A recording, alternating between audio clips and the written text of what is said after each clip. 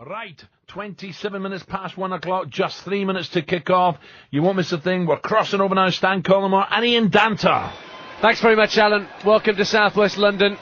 Our full live commentary for you this afternoon. Blackpool against Fulham, and Blackpool have had to sit back and frustratedly watch yesterday's teams around them in the relegation mire. Picked up precious points to leave the Seasiders fourth bottom going into this game.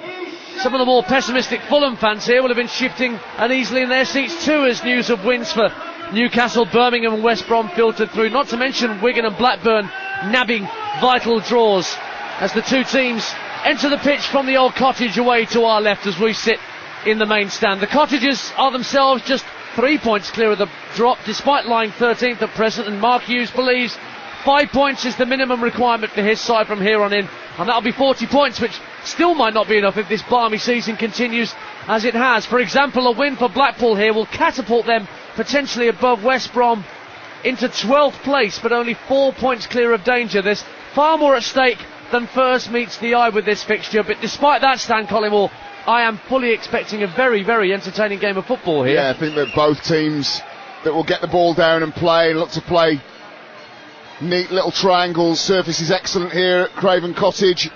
Blackpool only 4 points from their last 18 away, but they do score goals wherever they go. And as for Fulham, well, after Mark Hughes' early season troubles, they're starting to pick up results very nicely indeed. 13 points from the last 18 at home. Just looking at the personnel on display, of course, Fulham have got Witt, Damien Duff and Clint Dempsey. He'll look to cut in and shoot as well. Dembele alongside Bobby Zamora, good to see him back. It'll be interesting to see how James Beattie fares in a Blackpool shirt, playing as a lone front man with lots of people fizzing in and around him. Brett Ormerod, Gary Taylor-Fletcher and Elliot Grandin set up very nicely for hopefully a goal fest. Let's run you through the two teams in case you're just tuning into Talksport this afternoon. The Fulham lineup is like this: Mark Schwarzer in goal, a back four of Chris Baird, Aaron Hughes, Breda Hangeland and Carlos Salcedo. Aaron Hughes is fit to start despite a slight dislocation of his shoulder on international duty this week. A midfield four of Damien Duff, Danny Murphy, Dixon Etuhu and Clint Dempsey. Bobby Zamora, as Stan rightly mentioned, is back. He's alongside Musa Dembele in attack. As for Blackpool, they line up with Richard Kingston in goal, despite the fact that both Matt Julks and Paul Rachubka are fit. Kingston keeps his place. He was excellent for Ghana in the week against England. Alex Baptiste, Craig Cathcart, Ian Everton, Stephen Craney, the usual back four for Blackpool, and of course Charlie Adam sitting just in front of them, the skipper Elliot Grandin and David Vaughan, the other midfield two. Three-pronged strike force of Brett Ormerod, James Beattie and Gary Taylor-Fletcher. And Stan, I imagine that one of the more intriguing battles is going to be that one between Danny Murphy and Charlie Adam. They're the two players on either side who make their teams tick, and Danny Murphy will relish a game against somebody like Charlie Adam. They have a lot of similarities, don't they? Yeah, I mean, Danny Murphy will keep the ball very short, 10-15 yards maximum is range of passing usually, whereas Charlie Adam, who were up at Blackpool earlier on in the season, will be there next Sunday to watch them play Arsenal, but Southern against Man United. His range of passing over 30-40 yards was absolutely sublime. I think the interesting thing tactically is obviously Fulham have gone with a orthodox two in Murphy and Dixon Etuhu as opposed to Grandin, Charlie Adam and David Vaughan. So I would imagine that Mark Hughes in the dressing room will say, look, get the ball to Damien Duff, get the ball to Clint Dempsey, give us good width, let's have a go at Craney and Alex Baptiste, get crosses in the box, because we have got two up top today, Musa Dembele and Bobby Zamora. So I would imagine that will be the line for Fulham. For Blackpool, play it through the middle, get it to Charlie Adam, get him pinging balls to James Beattie, he holds it up, then willing runners on the back of him. Stuart Atwell, the referee, just sorting out the coin toss between the two players we just mentioned, Danny Murphy and Charlie Adam. You had a good 20-minute chat with Ian Holloway when you first got here, Stan. It's unbelievable, really. Talk about Premier League managers and ones that need not to be named, that are as aloof and as elusive as any. I turned up at the press lounge here today. He was already there with his good lady wife having a coffee, and we were talking about the game today. We were talking about the game next week against Arsenal. He's asking me how Arsenal did yesterday. It's quite unbelievable, really. But he's misunderstood, isn't he, as a manager, because he is a thinker, despite what he obviously likes to crack a gag, but he does like to think about the game too. Changed from a 4-4-2 man percentages into the channels to 4-3-3. Arsenal, Barcelona, those kind of teams are very much the template of the type of football he wants to play. Plenty at stake here then at Craven Cottage. We're ready for kick-off live on Talksport on Sunday, exclusive with Sky. It's Fulham against Blackpool. Blackpool fourth bottom as we get underway, and they're kicking from left to right as we look in the main stand, attacking the, I don't know, do you call it the Michael Jackson end now, where the statue is? I don't know, maybe we have to. I haven't a clue. That's anyway, bad. Let's not start. We could be going down a very, very bad road here. Anyway, it's back at the, a very dangerous road, right, we might say. Craig Cathcart at the back, spreads it out left to Stephen Craney, who is one of the two Blackpool players on show with the commentary we brought you last week from the Emirates Stadium, Scotland against Brazil. Charlie Adam, of course, the other player who played at the Emirates. And it's Ian Evatt who picks up the ball. Just a bit of early possession for Blackpool outside their own area. Fulham allowing them to have it 5 yards outside their own box, and then roll back to Richard Kingston, who hits the first long ball of the day down towards James Beattie, but Breda Hangeland wins the header easily. And it's Ormerod keeping it in play on the far side, right in front of the dugouts. And now David Vaughan trying to keep possession, ends up having to feed Craney on the far touchline. And now the balls work back from left to right in the Blackpool half, approaching halfway. Once again it's Cathcart hitting a diagonal ball right to left, trying to seek out Craney, who got forward, but it's headed out to play by Chris Baird for a throw into Blackpool. Interesting that Blackpool have started in knocking the ball along the back four, virtually on the edge of their own 18-yard box, and then quite happy to play the big diagonal towards BT. Craney on that occasion bombing forward in the left position. Wondered if that might be a tactic. If you're going to have James Beattie in the team, utilise him. Well, Ian Holloway said he's been away in Spain during the 2-week break and had a look at the way that teams like Real Madrid and Atletico Madrid train, and looking at the differences in styles. See how much of that has rubbed off on him as we go through this game. Fulham trying to get going for the first time this afternoon with Moussa Dembele heading the ball down the left-hand side of the area for Dempsey to chase. Cross comes Alex Baptiste, it's out for a throw right in front of us in the main stand. Fulham have it. Yeah, just one ball played from pretty much the centre circle, just forward straight through the middle of Craig Cathcart and Ian Evatt towards Dembele. Good work from Clint Dempsey. Danny Murphy dispossessed almost on the halfway line by David Vaughan, but Fulham keep it alive. It's 0-0 on Talksport with 2 minutes played at Craven Cottage. Murphy once more has the ball at his feet, spreads play beautifully out to the left for Carlos Salcedo. He tried to play it inside first time for Dempsey, cleared by Blackpool to halfway, but then Dixon the two who gets the warm applause from the Craven Cottage faithful by winning back possession, but that long hopeful ball forward straight through to Kingston on the bounce. 0-0. Yeah, just looking at Charlie Adams' position, I like David Vaughan a lot as well. Takes up very similar positions to Charlie Adams, always willing to be able to pick the ball up, pretty much like Jack Wilshere does for Arsenal, in tight positions. Absolute belief in his own ability on the ball. Clint Dempsey picks the ball up in the centre circle for Fulham and sets Zamora away down the left-hand side. Cathcart goes with him. Salcedo helping out on this near side. Gets to level with the edge of the area. Swings an early ball in off the thigh of Cathcart and out for a throw to Fulham 10 yards from the corner flag. 3 minutes played on Talksport. Fulham 0, Blackpool 0 in this relegation match. Doesn't matter that Fulham are quite a way up the Premier League. They're only 2 points clear of Blackpool, who themselves are 1 point clear of the relegation zone. James Beattie back in almost a right back position to help out Alex Baptiste. Baptiste guides it back to Kingston, who clears first time with his right peg up to halfway. Gary Taylor-Fletcher has Hangeland all over him with a terrific header, and Dembele comes away with the ball down the left for Fulham, trying to get past Baptiste and get to the byline. Good early ball in, headed up and out by Evatt, back to where it came from. Dembele trying to keep it in play on this near side, right down by the corner flag. Baptiste is there with him. Dembele working so hard, and he's kept possession and tried to play it inside, but Vaughan snuffed out the danger. But then Baptiste gives it back to Dembele. Dembele running inside,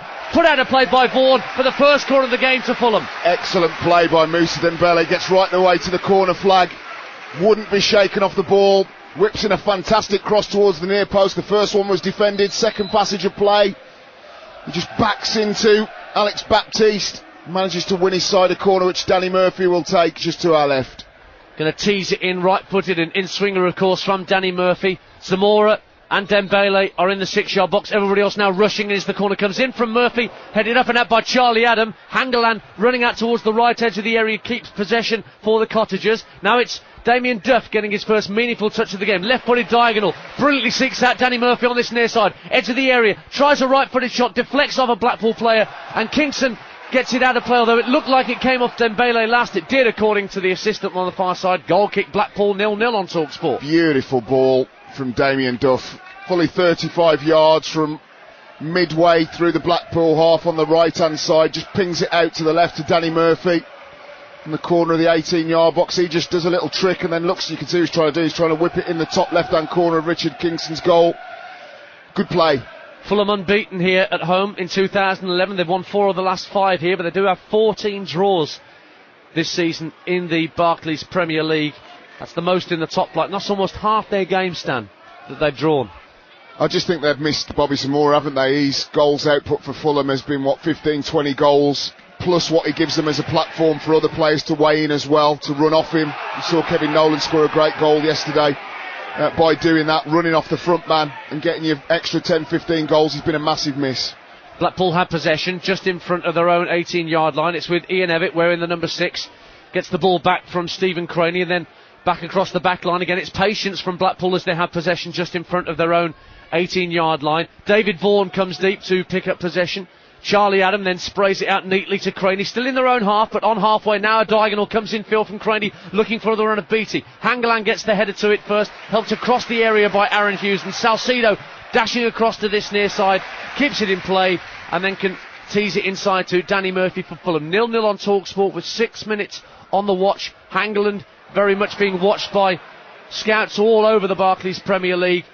With his outstanding performances at the back, but Aaron Hughes shouldn't be underestimated. The part he's played in Fulham's defensive solidity at times this season. He's on the ball now, Hughes, and finds the giant Hangeland wearing the number 5 just by the centre circle in his own half. Murphy waiting for it to his left. Early ball to this near touchline where Salcedo wins it right in front of us. Under pressure from Taylor Fletcher, has to give it back to Murphy in his own half, and Aaron Hughes once more has a look up to see where he can send the next ball forward. It's a long ball, but everyone had come short. The ball went long, and it's won back comfortably by Blackpool. 0-0 on Talksport, and Craney helps it inside to halfway. Beattie tries to win it on halfway, but now Dempsey comes away with it for Fulham. Tries to tease it through to Dembele, who would have been onside, but just got caught in his heels. Kingston dashes out to the edge of the area and claims it. 0-0. Good play by Clint Dempsey. Of course, he'll play out predominantly over on this left-hand side, but he can join in. He's a right footer, so he will come and the sort of classic number 10 role and look to play little balls in between central defenders and fullbacks. Poor touch by Charlie Adam allowed Bobby Zamora to get away, and Adam pulled him back, and that's an early refereeing decision. It may be the first card of the game. It is. Charlie Adam gets a yellow card for the challenge on Bobby Zamora. Fulham have a free kick about 30 yards out, just to right of centre. Poor touch by Charlie Adam, wasn't it? We don't say that very often. David Vaughan just tried to find him with a square pass 10 yards outside of the Blackpool box. Heavy first touch from the Scotsman, takes it into the path of Zamora, and as Zamora shakes him off, he has to give away the foul because he's running in on goal. Good free kick position to the right of the 18-yard box, 10, 15 yards outside, looked to be whipped in. Got some height in there, Fulham. Only Danny Murphy standing over the ball. No option for a left footer at this stage for Mark Hughes. He's happy to let Murphy take the responsibility. In it comes floated into around the penalty spot. The heads go up, and it's Baptiste who got there first for Blackpool, and he'll run out to this near side to try and keep it in play. Does that easily. Rolls the ball into the feet of Brett Ormerod, and Dixon who once again with a terrific sliding challenge to win the ball back for Fulham on halfway. 0-0. Well, they should record that and show that in every Premier League dressing room before every game when you see players going in two-footed, high challenges. Brilliant challenge from Atua, right on the halfway line, goes to ground early, sweeps his foot around the ball. Wonderful play. Now Charlie Adam wins the ball after a poor pass from Murphy, gets it back at the edge of the area, fed to him by Taylor Fletcher. Ball only half cleared by Fulham. Vaughan has it in the centre circle for Blackpool. 0-0 on Talksport with 8.5 gone. Good entertaining opening here. Back to the left back position, is it? Well, Evatt helps it on to Craney, then gets it back, but Evatt straight away is under pressure from Zamora. And now Cathcart just rolls it 5 yards into Adam, who's got away from Atua this time and can turn and go into the Fulham half. Options to his left and right. Adam goes alone with a left-footed drive that was always rising over Schwartz's crossbar. Goal kick Fulham, 0-0 on Talksport. Let's go to Andrew McKenna, who's working touchline duties for us this afternoon. Macca. Just an observation for you. You mentioned that was the first decision that Stuart Atwell had to make, the booking of Charlie Adam. That was the first time he put his whistle to his lips from the opening whistle. 7 minutes, 12 seconds. I wonder how many times that happens in the Barclays Premier League. Not a fat lot, you would imagine. Thank you, Macca. Andrew McKenna, our touchline man this afternoon here on Talksport. 0-0 then, and we are coming up to the 10-minute mark. In fact, it's what are we now? 9 minutes and 30 seconds exactly. Stan Collymore. It's fascinating tactically from Blackpool, because obviously you can see Ollie doesn't want to gamble players in forward positions like he does at home. Now obviously that might make common sense, but they've done that away from home many times. All those players that I mentioned, the likes of Ormerod, Grandin, Taylor Fletcher, Varney in games gone by, overloaded with front players. They've tried to be a bit more pragmatic, get it up to Beattie and then get one or two players to go beyond him.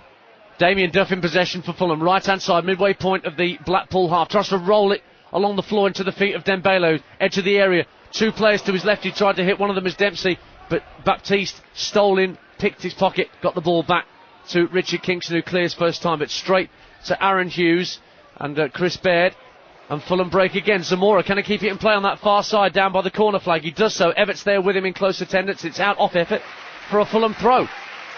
The other thing that Blackpool are doing very well as well, playing the ball along the back, very, very deep, just popping it into midfield either to Adam, more than likely Vaughan sometimes, either trying to draw Fulham on, draw Fulham bodies forward, and then try and hit them with a longer ball, like I say, creating one or two gaps.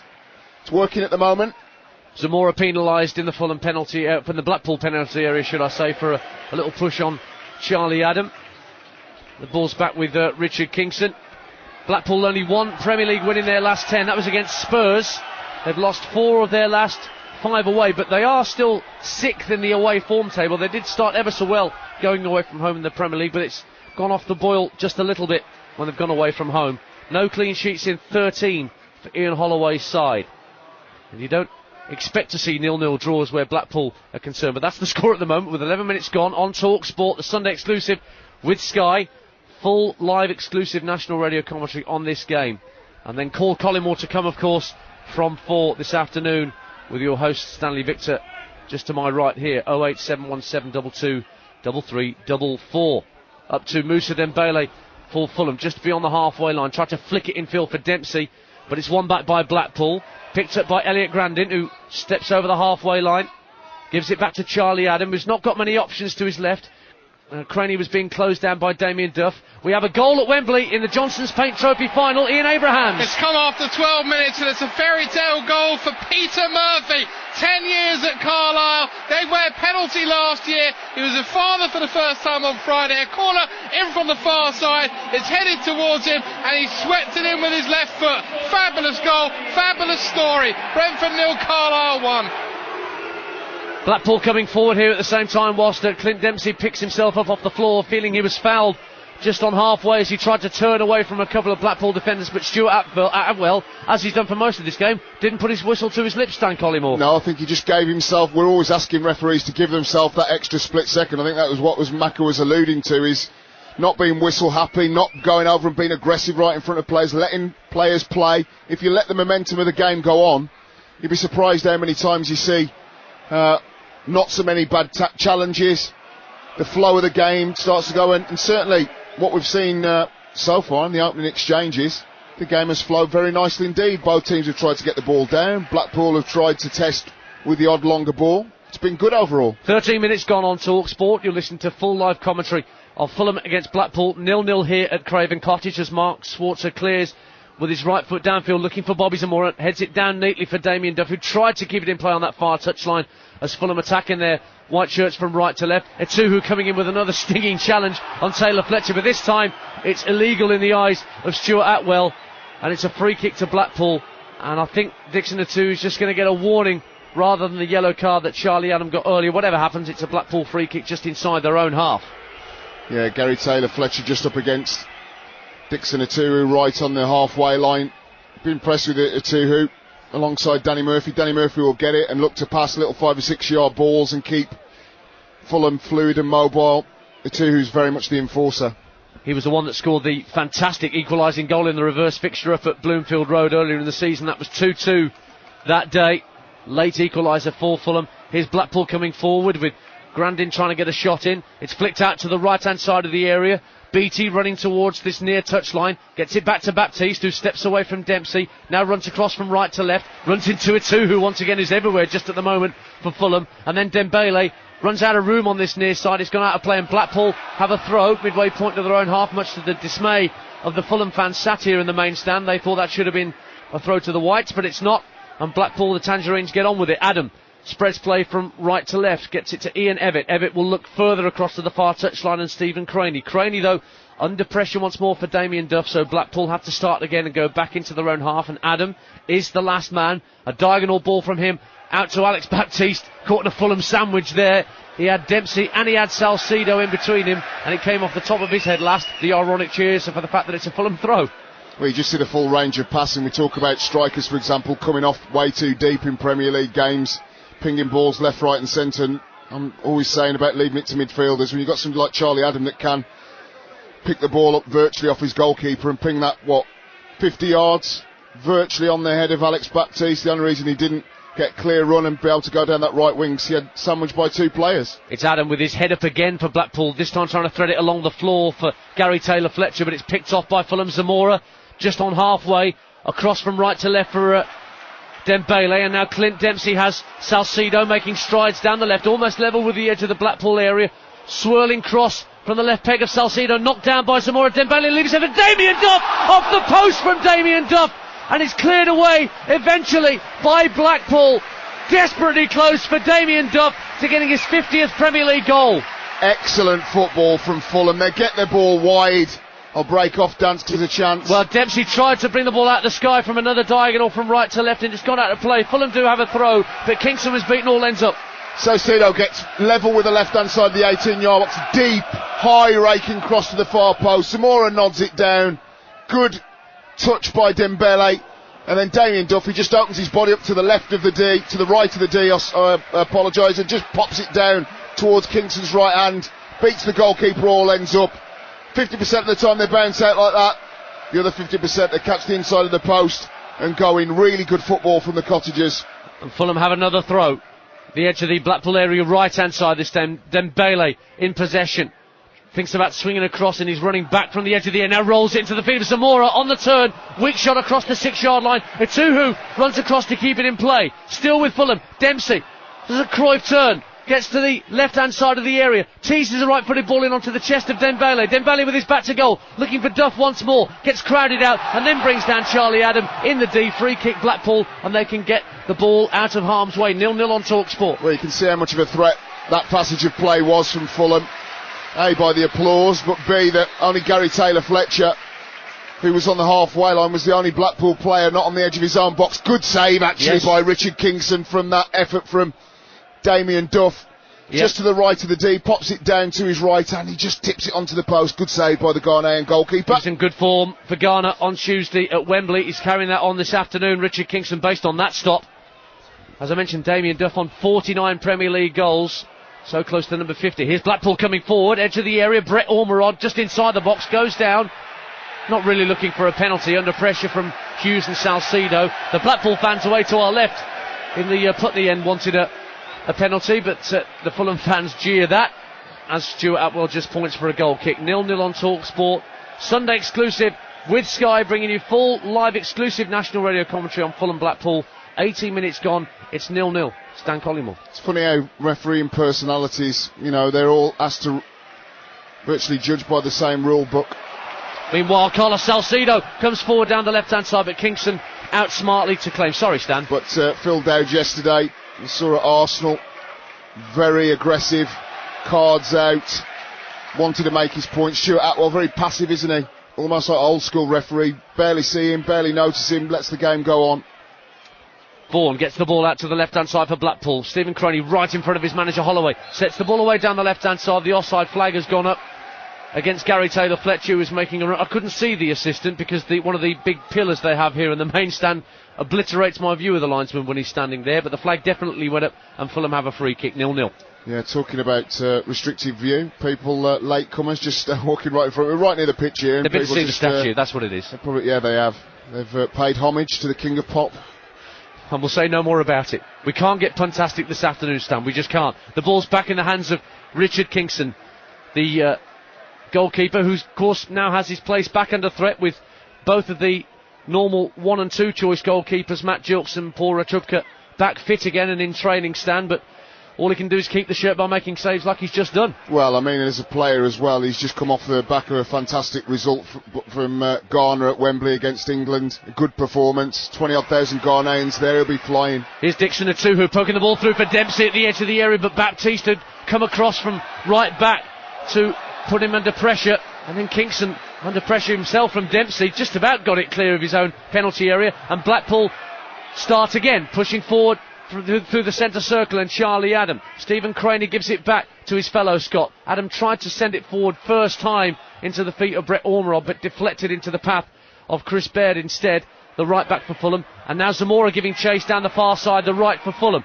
Wins possession. Damien Duff cutting inside from that far right-hand touchline. He's got Dempsey and Dembele to hit in the area. Rolls it across to Salcedo and to Dembele on this left-hand side. Dembele, edge of the area, into the feet of Damien Duff. Thought about the strike. Knocks it back for Murphy. Murphy dispossessed at the edge of the area. Then a stinging drive from Baird. Held only just by Richard Kingston at the second attempt. Spilled it. What a drive from Chris Baird along the floor. The offside flag had gone up anyway.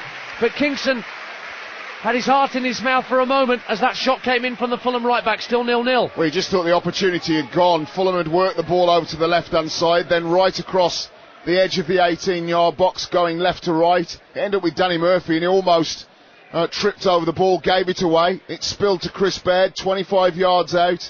Beautiful drive, top of the foot, doesn't get above knee height. Great effort.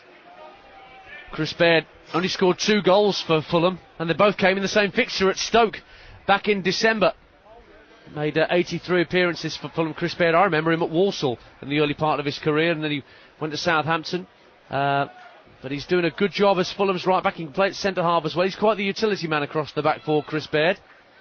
And of course played for Northern Ireland in the week. Got quite a settled back four as well, haven't they? Which makes a massive difference in terms of communication. Hangland and Hughes, this is their 31st Barclays Premier League appearance. Hughes it's only his 20th, but when Baird's on his 20th, but when you've got those two centrals alongside you to talk to you, cajole you, and you know what system you're playing, makes it easier to make those runs forward. Danny Murphy beautifully drifts away from Charlie Adam through the centre circle, but then Blackpool win it back, and then Salcedo wins it on the halfway line for Fulham and sets Danny Murphy away again. Instantly looks for Damien Duff on the right hand side, level with the edge of the area, cuts inside onto his left, and another drive hits the back of Ian Evatt, and Blackpool will clear their lines again. And Ormerod in the left back position tries to tidy things up for the Seasiders, who come away with Croney now pushing in field to the midway point of his own half, leaves it for Charlie Adam. Adam on halfway, rolls it into the feet of Gary Taylor-Fletcher, back for Adam. Good move this from Blackpool. It's now with Elliot Grandin twisting and turning midway point of the Fulham half, sent it out left to Stephen Craney. Craney will roll it back for David Vaughan, and it just slows down again just when he thought that Blackpool were getting a bit ahead of steam on the counter-attack. Well, I think that sometimes they're keeping the ball just for the sake of it, and we've seen when Charlie Adam and Stephen Craney do get forward into positions in midfield. Given away by James Beattie for Bobby Zamora, who's suddenly away from Cathcart, edge of the area, Zamora! Bobby Zamora back in the Fulham side and back amongst the goals. Terrific hit from Bobby Zamora. His third goal this year in the Premier League. A horrific leg injury kept him out, but he's back. He's amongst the goals. Fulham 1, Blackpool 0. Pick the bones out of that bad boy. What a finish from Bobby Zamora. Basically, James Beattie's got his back to goal, plays a back pass just on the edge of the centre circle in the Fulham half, and all Zamora does is just latch onto it, but he's got plenty to do. Drives 25 yards, going to the right-hand side of the D, and then unleashes an absolute perler into the top corner, crashes under the bottom side of the crossbar. Alvin Martin, what a wonderful strike. Well, it was a great goal from Fulham's point of view, but a terrible goal from Blackpool's one-it stand. You know, lot to do once he picked it up, I've got to say, but his pace took him away to the right-hand side, and it's on his weaker right side as well, Stan. That's what makes it a great strike from Zamora. It's 1-0 then to Fulham, 23 minutes gone on Talksport, and Bobby Zamora is back amongst it, and Damien Duff is away down the right-hand side for Fulham, herring towards the ball, trying to keep it on that far side. He's done so down by the corner flag, and Craney quickly across to put it out of play for a Fulham throw, and as you might expect, the home side now definitely have their tails up, Stan. I think the great thing about that strike is A, that the run, really good pace from Zamora, shows a lot of sharpness and a lot of fitness, and B, the real control power he got on the strike, hit it from 20 yards, high, rising, and then just crashes off the underside of the crossbar. Wonderful, wonderful strike, and the Fulham fans started up Zamora for England. Now here's Moussa Dembele for Fulham, chipping the ball into the edge of the area. There were 3 Fulham shirts in there, but it was just got away by Cathcart, who was really done for pace by Zamora with that run and shot for the goal. Dembele running back towards halfway. Oh, lovely turn away from Vaughan just for a second. Plays a 1-2 with a Tuhu. Still coming forward, Moussa Dembele. Just thought about the strike for a second, but he was closed down by Baptiste. Now the ball's gone right to Damien Duff, level with the edge of the Blackpool box. Chips it in with his right peg, deflects off Craney, Fulham corner. Wonderful play, they're moving it left and right. Moussa Dembele's coming off the left-hand side and sort of joining in with Clint Dempsey, taking it in turns to pick the ball up central, run at the Blackpool defence. If they've come up against the orange wall, they get it wide to Duff.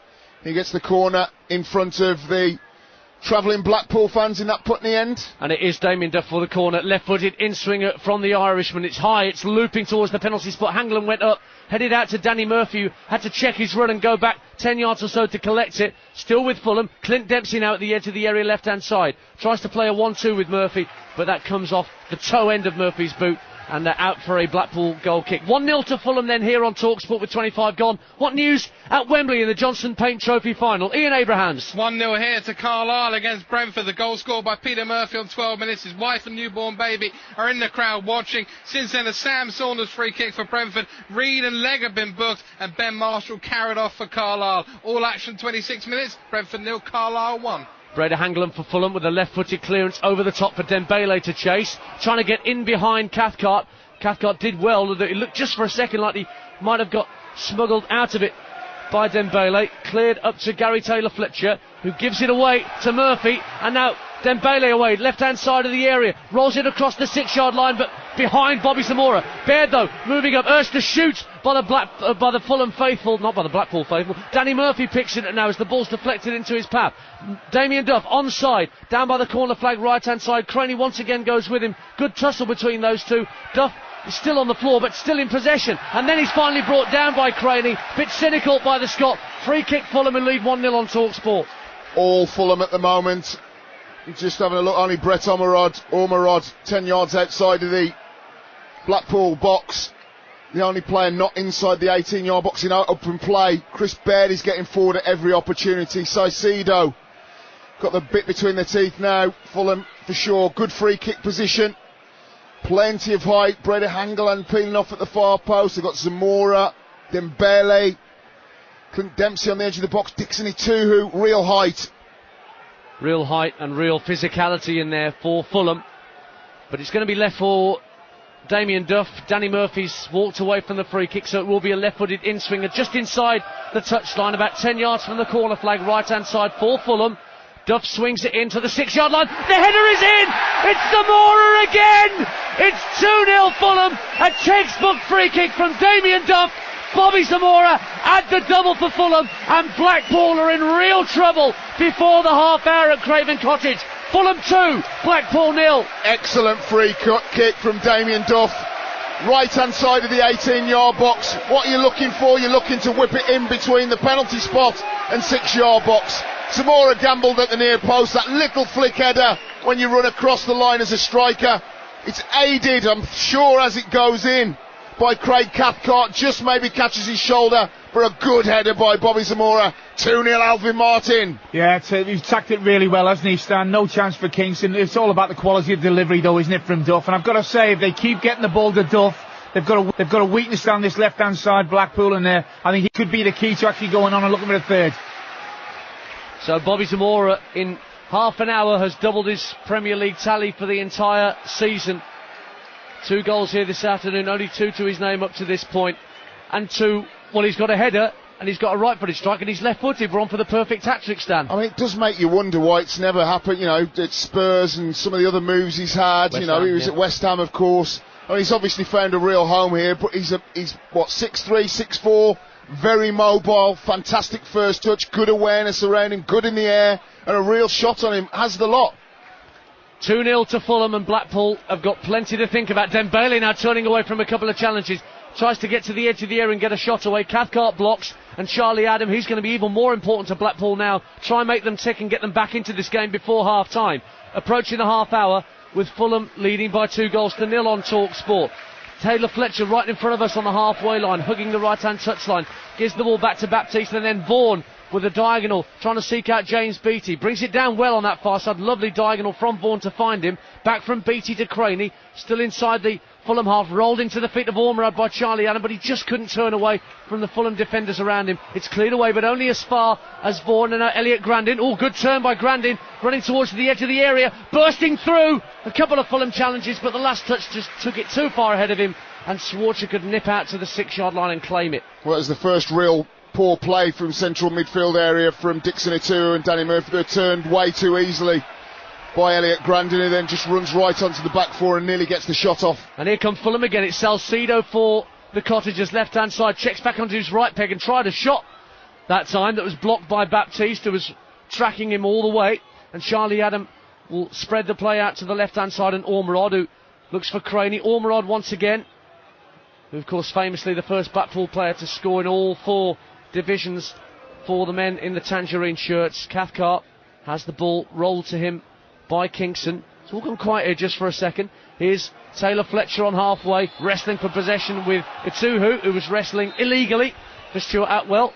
He's just going to have a quiet word with Atuhu. Free kick to Blackpool, who are 2-0 down here live on Talksport. Well, we'll hear from Dermot Gallagher later. Always joins Call Collymore on a Sunday to go through all the major refereeing issues, and he's always talked in glowing terms of Stuart Atwell as one of the bright young things. He's come in for a lot of stick, hasn't he, since that ghost goal and what have you, but I think he's marshalled the game very well. Most important thing a referee can do, let a game flow. Stop punctuating the game. He's done it very well today. David Vaughan for Blackpool spreads play from right to left with a diagonal towards the edge of the area, but Fulham clear it onto the chest of that man Zamora, midway inside his own half, and Atuhu tried to hit it early for Dembele. It was intercepted by Cathcart, but Dembele appreciated the intention from Dixon Atuhu. But here's Charlie Adam riding a couple of challenges. Blackpool coming forward. It's Taylor Fletcher at the edge of the area. To his right, it's Baptiste across the 6-yard line, and Baird has to touch it behind for a corner to Blackpool away to our right. Good move from the Seasiders. Yeah, instigated by Charlie Adam. He canters midway into the Fulham half. Dead central, pops the ball out wide to Baptiste. One touch, just looks to whip it in between the penalty spot and 6-yard box, and he's asking James Beattie, can you get on the end of it? They couldn't. Fulham have had to give away the corner. Danny Murphy just on his haunches, feeling a bit of a knock or an injury he's picked up, as Elliot Grandin prepares to take the corner away to our right-hand side. Murphy now hobbling back towards the area, and the referee's just telling Elliot Grandin to wait until Murphy's in position before the corner can be taken. It's from the Blackpool left, right-footed in-swinger from the Frenchman. Right-footed in, it comes right on top of Schwarzer, punches clear to Adam at the edge of the area.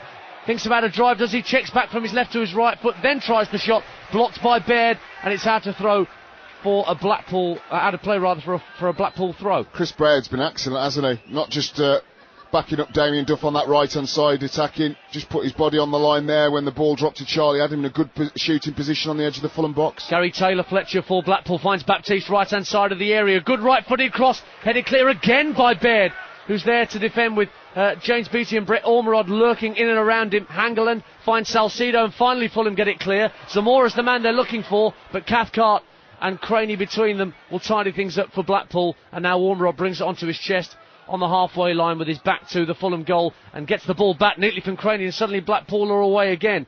They're 2-0 down, but they're playing some pretty neat stuff despite the fact that they're trailing to those 2 Bobby Zamora goals. 12 minutes to the break, Sunday exclusive with Sky. Live on Talksport, Fulham 2, Blackpool 0.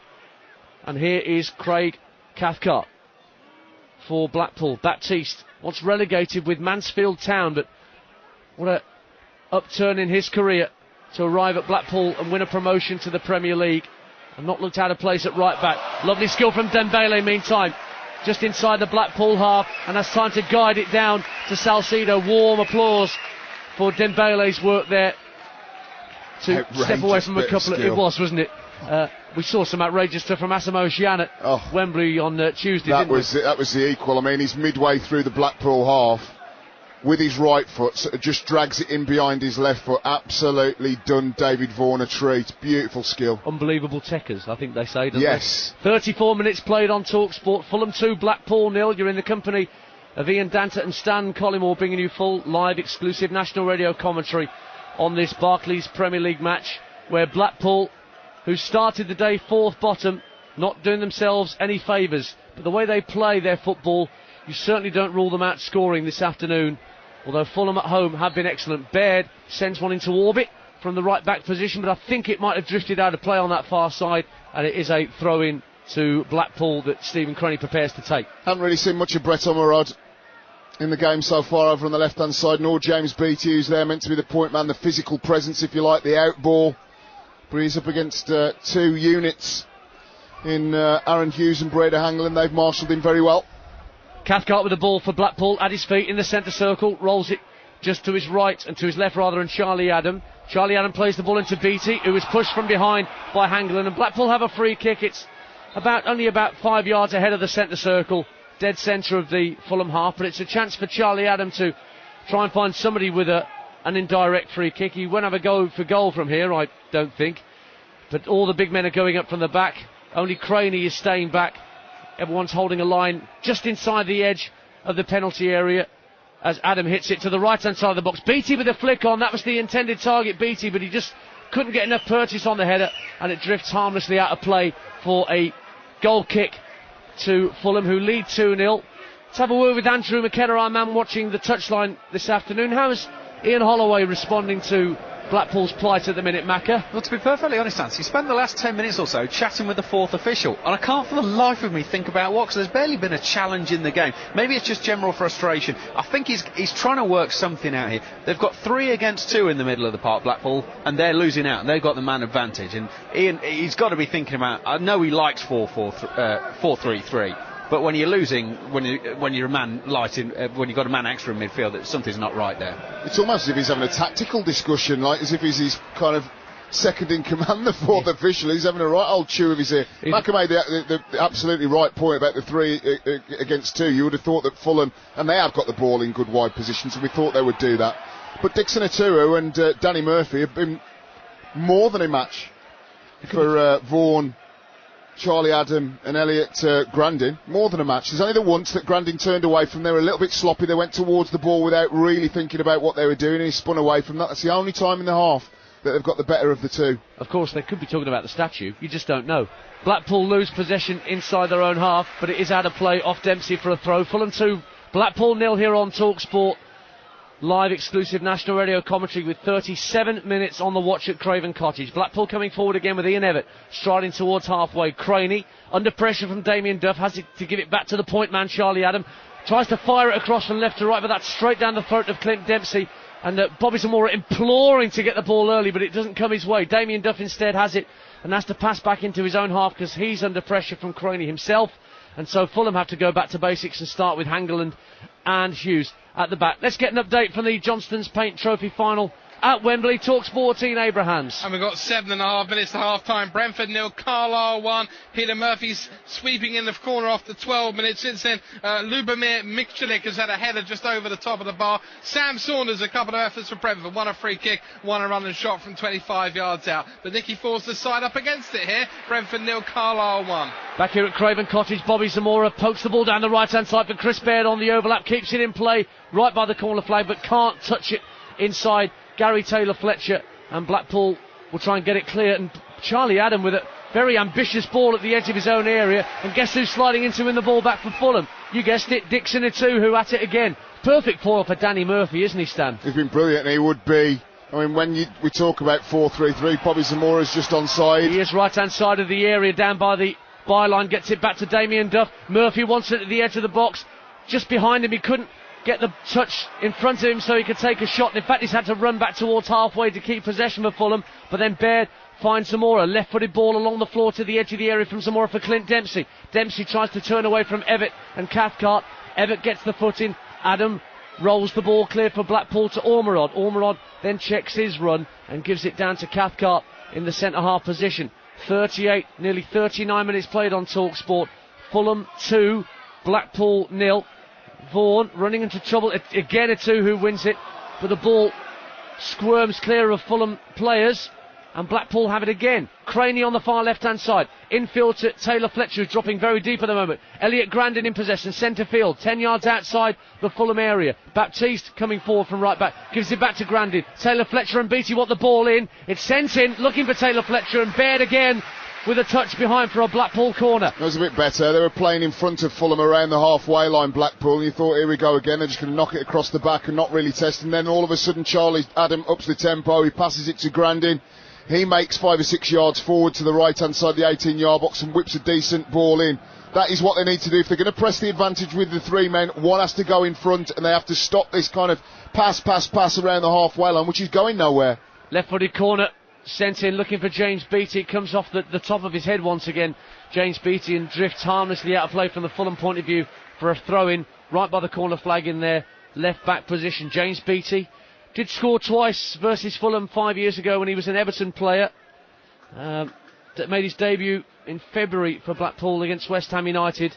Still looking for a home, still looking for a bit of form, really, James Beattie. It's as simple as that, isn't it, Stan? Well, he was in decent form, wasn't he, for when he first went to Stoke City and then had that spat, we believe, with Tony Pulis. And, you know, if you keep moving every couple of years, it's very, very difficult to find momentum. Completely different style of play, Blackpool play, to Stoke City as well. Charlie Adam wins the ball from Clint Dempsey in the centre circle, tries to set things going for the Seasiders once more. Grandin there to help him out. 5 yards ahead of the halfway line, has to go back to halfway, and Evatt, who immediately strokes the ball out right-footed to the far touchline, and Stephen Craney back with Evatt once more. He now looks for his central defensive partner Cathcart, right-footed, looking to send a diagonal in from just over the halfway line for Ormerod, who's got a head of Schwarzer. Ormerod sending the ball towards goal, and Baird brilliantly heading the ball off the line. It was trickling towards goal from Ormerod's header with Schwarzer out of his ground, but the Northern Irish defender did superbly well to keep it Fulham 2, Blackpool 0. Again, Blackpool quite happy to utilise the diagonal, right-hand side, midway through the Fulham half, just chipped up towards the penalty spot. Does ever so well, Brett Ormerod, to get in front of Mark Schwarzer. He's giving him a few inches, just nods it over him, and it's just about going to cross the line. And then there's Chris Baird, like Superman, across the goal, just clears his lines. Cut corner.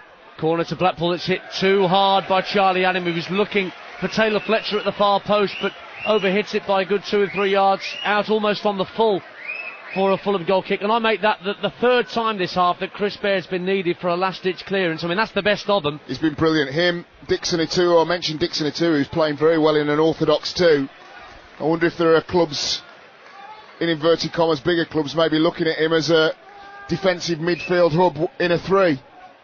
Certainly the way he's got about the pitch, he's had no problems with getting backwards and getting forwards. He's a big, physically strong man, tackles very well.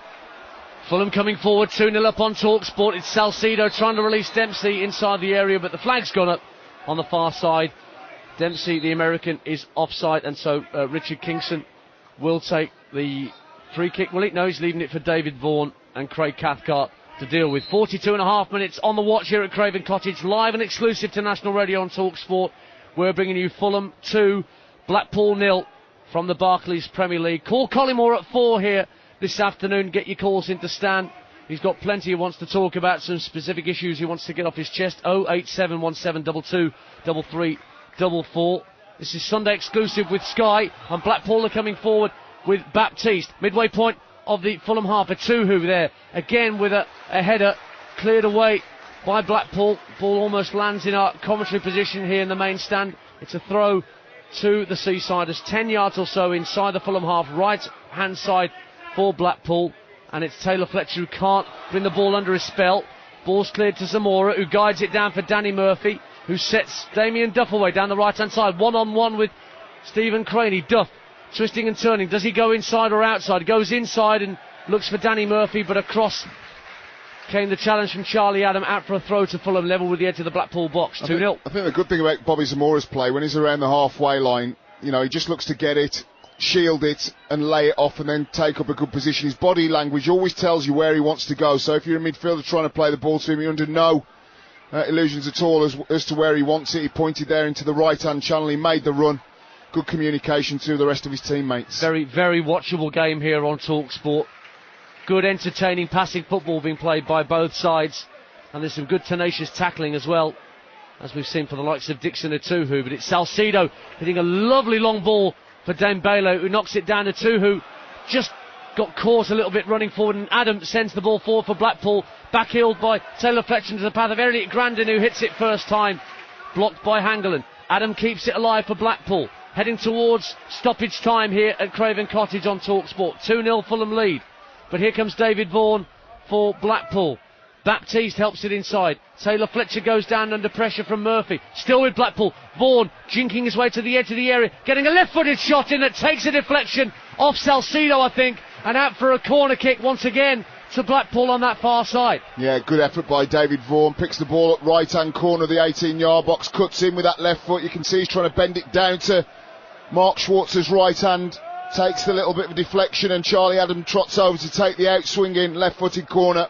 In it comes from Adam to the near post this time, and Baird once again is there with a headed interception out for another corner. Just 1 minute of stoppage time to add on at the end of that first half. We're 10 seconds into that now, and Charlie Adam just collects the bouncing ball, which hadn't been retrieved, and will go and place up the next corner. Again, a left-footed outswinger to come from the Scotsman.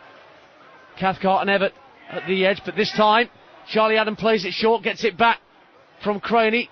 Back to Craney once more at the edge of the area. Floated in, good header from Hughes, only half cleared, and then fully cleared by Carlos Salcedo. Out towards the halfway line, and Vaughan has to let the ball bounce once before he can bring it under control. And then Baptiste under pressure from Dembele feeds Craney. Almost out of time at the end of this first half. Blackpool trying to raid down the left once more with Charlie Adam. Up against Chris Baird, goes down, good challenge Baird, another throw to Blackpool. Well, they might not be the most fashionable clubs in the Premier League, and they might be struggling, but they certainly do like to play pass and move type of football, try and move forward incrementally as the referee blows his half-time whistle and the crowd get to their feet. A very enjoyable half. 2 cracking goals from Bobby Zamora. Fulham 2, Blackpool 0. The story of the half, some very entertaining passive football from both sides, but then James Beattie gifted possession to Fulham. Bobby Zamora running away from Craig Cathcart and unleashing a wonderful right-footed strike in off the underside of the bar to put Fulham ahead midway through the first half. And not long after, Damien Duff's free kick from the right-hand side. Simple as you like, near post header from Zamora, guiding it beyond Kingston. 2-0 to Fulham. Let's get the half-time thoughts of Stan Collymore. Yeah, very good game. Fulham started very well, got into good attacking positions down the right. Moussa Dembele looks very sharp. Dixon Aturu is working very well. Lots of tackles. A couple of times he's been outpaced by first Charlie Adam and Elliot Grandin, but overall has had an excellent half. Chris Baird is defended like a lion at right fullback and got forward and had shots on target. 2 Fulham central defenders have defended very well. And in Bobby Zamora, you've got a very, very good all-round striker. The first goal just completely outpaces the back 4, takes it to the right-hand side of the D, and then thunders it off the underside of the crossbar into the net. Wonderful first goal, and like you say, instinctive striker's header from a set piece with a second. Ollie's got some thinking to do.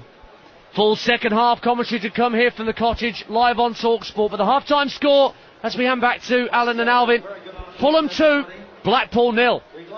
Thanks, guys. 19 minutes past 2, Sunday exclusive. Alvin Martin and me, Alan Brazil, with Sky Bet. Alv, I think Ian Holloway would be very angry and disappointed defensively. Beattie's back pass, diabolical. To be fair to the fella, he ran all the way back in his own box to try and atone for the mess, but it was a shocking pass. But Zamora finished it beautifully. Yeah, I think they were both poor goals from Blackpool's point of view, but good goals from Fulham's point of view. Good finish, as you said in the first one. Right foot, he rifled it, didn't he? Kingston, no chance whatsoever. And I think the second goal, Craney has got Duff in an area where he can't go anywhere, but he fouls him needlessly, and he gives him the opportunity then to put a quality ball in. He did put a quality ball in. Zamora gets his touch on it first before anyone else, and then you got the second goal. The third goal's going to be really important, but I'm really surprised, Al, at watching this game. Both sides are letting each other play. Yeah, it's a relegation battle. It looked to me like an end-of-season game. Yeah. It didn't matter. Too much space around, and I think that Mark Hughes will be in there, certainly at half-time, thinking, right, okay, we need to get the third goal, but we're giving them far too much space to play. Yeah. Let's squeeze it, let's be more aggressive, and into the tackle quicker. Blackpool, for me, never started playing till they were 2 down. They had no threat up front, did they? Absolutely. But I do believe that, he is getting on the ball more, Adam, now. A lot of it's been from long range on it, but they've had one ball that's been flashed across the face of goal. They will keep going forward. They don't lose confidence in that respect. So the third goal for Fulham is going to be needed. spot on. And if Blackpool were to get it, then we've got game on. Well, I think it's been a really good game to watch. But if you're looking at it critically, defensively, both sides can be better. Certainly, Blackpool can be better. But defensively, from Fulham's point of view, I'm surprised that we're not seeing more aggression. Sure. Squeezing higher up the pitch. There was a good shout as well for a penalty that would have been the third goal. He's got the ball, Duff, and I think he is the key. If they get the ball to Duff one-on-one against Craney, he's got the beating of that fullback. Yeah. He's cut inside him. He's inside the area. Charlie Adam has thrown a foot at the ball, hasn't got the ball, and he's gone over Damien Duff. He thought it was a penalty. You could tell by the reaction of Charlie Adam. He looked straight over at the linesman. I think I could, it was a good shout. It was a good shout. Yeah, and more for Blackpool. Crikey, I thought Blackpool had a wee chance today, but flat. No urgency until they were 2-0 down. Right, up at Easter Road, it's Hibs 1, Hearts 1, Hearts down to 10 men. It's all Hibs at the moment, 15 minutes remaining. Let's cross over at Wembley. It's half-time at Wembley as well. Here's the Moose. And it's Brentford 0, Carlisle 1, Alan. Peter Murphy, his wife and newborn baby in the crowd today, gave away a penalty last year when Carlisle were thrashed by Southampton. Is so far the hero for the Cumbrians. 12 minutes goal winner. Ben Marshall corner was tipped round the post by the goalkeeper Moore from a Zoko header, and from the resulting corner it fell to Peter Murphy, who left-footed swept the ball home. The baby boy was only born last Friday, and you know what the celebration was, a rocking of the cradle. Carlisle probably deserved to be in front. They've been the better team going forward, although to be fair, that was the only save that Simon Moore had to make in the Brentford goal. At the other end, Sam Saunders has had a couple of goes, but if Brentford are to win this and come from behind, then they've got to get Miles Weston and Gary Alexander, their veteran striker, involved in the game more. They've merely been spectators, really. Half-time, though, fairy tale is on for Peter Murphy. It's Brentford 0, Carlisle 1. Nice one, Moose. All the twos. 2:22, Sunday exclusive. We are back in a moment. Hibs pressing again, looking for a winner, but still Hearts, 10-man Hearts, holding them out. 1-1 at the moment. We're back in a moment. Sunday exclusive on Talksport with Sky. Wherever you are, don't miss the Masters live with Sky Sports High Definition, Sky Player and Sky Mobile TV. The Wise Man of Betting on Talksport with SportingBet.com, the place for in-play betting. Listen to Kickoff every weeknight from 7 and get clued up on all the latest football odds, market movers and in-play predictions. Plus, essential form and facts from the Wise Man, SportingBet and Talksport's in-play betting experts. With more in-play matches and more in-play markets, be a wise guy and make sure you don't miss your invaluable and up-to-the-minute daily football form and betting guide. The Wise Man of Betting on Talksport with SportingBet.com, the home of in-play betting. Auto Glass Repair, Auto Glass Replace. Emma, 23, technician for Auto Glass. A customer at Autoglass the other day was saving money and had really tightened his belt, but he'd ignored a chip on his windscreen until he drove over a pothole and crack. He called Autoglass directly and I replaced the screen, but his money-saving efforts went down the drain because he had to pay his expensive insurance excess. If only he'd called Autoglass when he first saw the chip. We have 1,400 mobile technicians and we cover the whole of the UK. Nobody covers more. So I would have gone out to wherever was best for him and repaired it instead, even while he was at work. Better still, a repair by Autoglass is usually free if you're fully comp, and it won't affect your no claims. Your insurer pays for it. In fact, most recommend Autoglass, so there's no need to call them first. Just call us direct and we'll deal with everything for you. Couldn't be easier. Call Autoglass directly on 0800 234 234 or book online at autoglass.co.uk. Auto Glass Repair, Auto Glass Replace. Why are you putting that sign up? Customer services? That's the broom cupboard. Well, yeah, but I don't think our new global client will be impressed by 5 staff in a basement. Why not talk about logistics? Our supply chains, planes, trains and US and China lanes. Or how we employ a globally integrated logistics system. Do we? Of course, UPS. Oh, should I change the sign to logistics department then? UPS gives a small business all the logistical power of a global chain. Find out more at thenewlogistics.co.uk, official supporter of the London 2012 Games. Read all about the behind-the-scenes bad boy capers at Talksport Towers. 10 years of Talksport. Out in luxurious paperback from talksport.co.uk/shop. From our building site to your building site. To get the project done, order it online at buildbase.co.uk.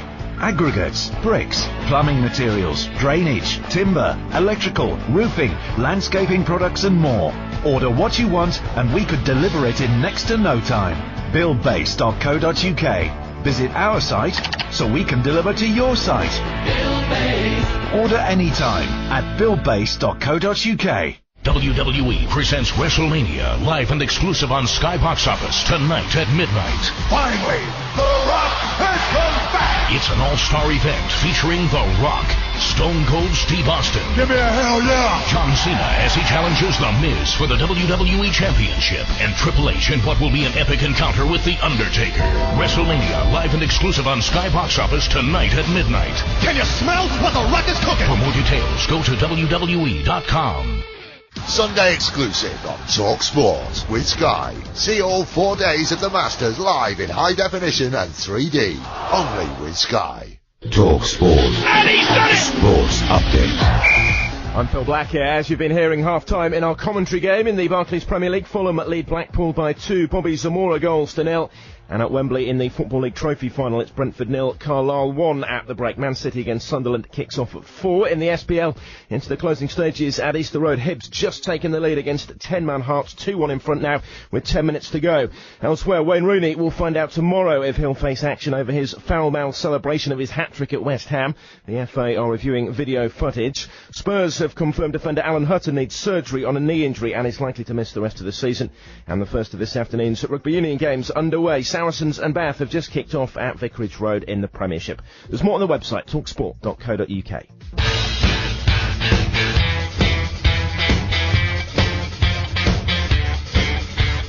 Given away by James Beattie for Bobby Zamora, who's suddenly away from Cathcart. Head to the area. Zamora!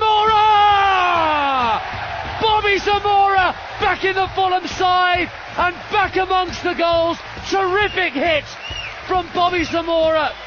A horrific leg injury kept him out, but he's back. Fulham 1, Blackpool 0. Pick the bones out of that bad boy. Free kick just inside the touchline, about 10 yards from the corner flag, right-hand side for Fulham. Duff swings it into the 6-yard line. The header is in! It's Zamora again!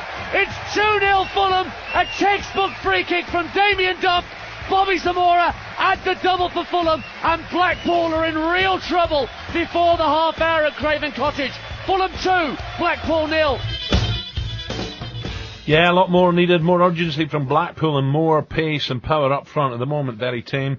Never really started playing, Alvin, until they were 2-0 down. No, that's right. I think, they've defended badly. I think in the Premier League, if you don't defend well, you're always going to have a mountain to climb, and that's exactly what they've got at the moment. Having said that, Al, we did say you're not out of a game at 2-0, are you? One goal can change the mentality of the team that's defending the 2-1 lead. They sit back, and then your crowd get a bit agitated, so there's still plenty of football left in it. Yeah, absolutely. Right, big game. Sunderland, of course, the visitors to Manchester City. Don McGuinness there for Talksport. Indeed, good afternoon, lads. The rain's been tipping down in Manchester. The pitch at Eastland's absolutely fantastic. Has been plenty of talk around this one being a bit of a repeat of England against Ghana, of course. Some of the key players in that one, Jean and Lescott, who had a good battle in the week, they come head-to-head again. And this fixture last season, Mark Hughes' final one in a 4-3. So goals like that would be very welcome here today. Dom, of course, big battle again. Jean against Lescott. Yep, exactly. As we were saying, just repeating in terms of what happened in the week, that little ding-dong, and of course Jean getting the better of Lescott for the goal. So it will be interesting. Other battles all over the pitch, I think, in this one as well anyway. And as ever, Mancini's team selection will be key, exactly who he goes with today. He's had a lot of players missing. He's lost Richards now. Does he throw Zabaleta straight back in, who's returned from Argentina on compassionate leave, his father very ill. So it's what he actually does and how he shapes up. Similarly, Steve Bruce, who was at Wigan Spurs yesterday, saw him there greeting old friends. So a fascinating one, really. And it's so important for both teams for different reasons. Of course, Steve Bruce's side, mid-table, and you could say not a great deal on it, but they're only 6 points above the drop. And it's so crucial at this stage, with it being so tight, this league. Manchester City, of course, their need is top 4. Spurs only getting a point at Wigan yesterday helps them. They can really solidify things at the top 4, and of course, nothing else will do. Yeah, only 3 points behind them now, aren't they, Spurs? Where do you think he is standing in as a manager is now with Manchester City supporters? Is Mancini? Is he gaining strength or are they losing belief? Where do you see it, Tom? I think it's a wait and see job with most fans. Earlier in the season, certainly there was an awful lot of unrest about he's too negative with the holding midfielders and not exciting enough. But really, when you come and watch Manchester City, you expect to see goals. So offensively, they have been good. And certainly, people saying he's too negative, he's too Italian. There haven't been many clean sheets. So I don't really get that one. I mean, he certainly hasn't won everybody over. But I think most would say, well, let's face it. There's a semi-final of the FA Cup to look forward to. And City haven't been at that stage of the FA Cup for 30 odd years, and that's something that they have to look to and think, this is going to be fantastic, a great event. It's a Manchester derby as well, which of course just adds so much more to it. And then if they can finish top 4 and you're talking about Champions League football, then overall, City fans have got to look and say, well, good times are here. Certainly, people will obviously look at the outlay of money. Mancini spent 140 million for this season. He only brought one in, obviously, in January, being Edin Dzekin, who hasn't exactly set the world alight as yet. But, overall, I think if those targets are met, City fans would have to be happy. But, of course, as is reported all over the place as well, quite what will happen in the summer is another matter. And there are some people lurking in the shadows, apparently. Nice one, Dom. Thank you. Looking forward to that one as well. Manchester City versus Sunderland. I can tell you Easter Road, there's 5 minutes to go. Hearts, 10-man Hearts have equalised. It's now Hibs 2, Hearts 2. Amazing scenes there. I think it was Elliott got the equaliser, volleying in on 6-yard box. And they went to celebrate with the Hearts fans, and they've all piled forward. Out come a yellow card again. I'll tell you what, they're going mad on the touchline as well. When they went 2-1 up, I've seen Colin Calderwood punching the air. You've got to think, with a manager that good. Yeah, Jim Jeffries has just gone mad again as well. Still not over yet. Hibs now pressing again. Good game this is. I wonder if we'll get a good second half. Our big game at Craven Cottage, it's got to be all or nothing for Blackpool, isn't it? Well, I think they'll carry on doing exactly what they have done. What he does, Ian, he pushes his full-backs on, and he says, go on play. Baptista's on the right, Craney on the left, go and join in. The only problem you've got is when you lose the ball in there, although you've got the 3 in midfield, Al, you leave a lot of space down the sides, and Everett's not the quickest centre-half. Yeah. He can be a little bit vulnerable, so you're always playing, Russian roulette, of trying to get back in the game, but also looking at conceding a third. But, they have got people who can score. They've done it numerous times before. They have lost DJ Campbell, who got 10 goals this year, but they have got Charlie Adam. Well, about lucky one off the line as well, wasn't there? Yeah, that's right. I think he hasn't really had a lot to do, has he, Schwarzer? But he come for a ball, he should have got to it, didn't get to it, and he's got him out of trouble there, Bird. Okay, back to Craven Cottage. Hibs have a penalty, not a penalty, a free kick in a central position. Danger again for the Hearts. 2-2 at the moment. Back to Craven Cottage, where the home side Fulham are 2 goals to the good. Thanks very much, Alan. Ian Danter and Stan Collymore here, your commentary team, and interesting getting the Sky Bet odds at half-time. If you were going to have a lump on Blackpool, 66-1 you'll get on the Seasiders, getting 3 unanswered goals in the second half. 18-1 for the draw. And if you're feeling a bit madcap and you want to throw everything on Fulham, 50-1 on for them to go on and win it. But Blackpool have just got to score a goal in London, never mind win. 3 trips to the capital. Drew at West Ham 0-0, lost heavily at Arsenal and Chelsea. No goals for 10 against before today, and they've conceded 2 already in this first half to a Fulham side who sprayed the ball around just as well as their visitors did. They're getting ready for the start of the second half. The players are all out. Zamora and Dembele in the centre circle, ready to get the game underway for the start of the second half, as they're kicking from left to right as we look, with Danny Murphy instantly trying to feed Bobby Zamora, who's away and onside down the right hand side of the area. He's not got much to aim at except for Dempsey at the far post, tries to find him with a cross. Dembele will pick up the loose ball just inside the area, slips slightly on the turf over on that far side of the area, so has to run out towards the byline. Does brilliantly again, Dembele. The ball's out, but it is a last touch off the striker for Fulham, and it's a goal kick to Blackpool, but they're at it again straight away, Stan Collymore. Excellent start by Fulham. Good run down the right hand channel by Zamora. Looks to find Clint Dempsey at the far post. Well defended by Cathcart, but Moussa Dembele's been excellent, hasn't he? Really mobile, good with the ball at his feet. Looks to cross at every opportunity. Really good signing for Fulham. He emerged under Louis van Gaal at AZ Alkmaar, did Moussa Dembele. Got his move to Fulham. There were a couple of other Premier League sides interested in him in the summer, but he chose Craven Cottage. And he's got a couple of Premier League goals to his name from 19 appearances before today, Moussa Dembele. Ball's in the arms of Richard Kingston for Blackpool. Rolls it out to Craig Cathcart Gets it back from Charlie Adam, so Blackpool got to do something about this. No changes at half-time. Of course, they can't call upon their top scorer yet. DJ Campbell serving the last match of his suspension for that senseless red card at Wolves a few weeks back. James Beattie in the side for him today. Tries to send the ball forward for Ormerod, but Chris Baird, who wins warm applause once again from the Fulham faithful for getting the ball clear, and he's in there again to get his foot in, and Blackpool have to start again from halfway, and Vaughan promptly gives it away to Damien Duff.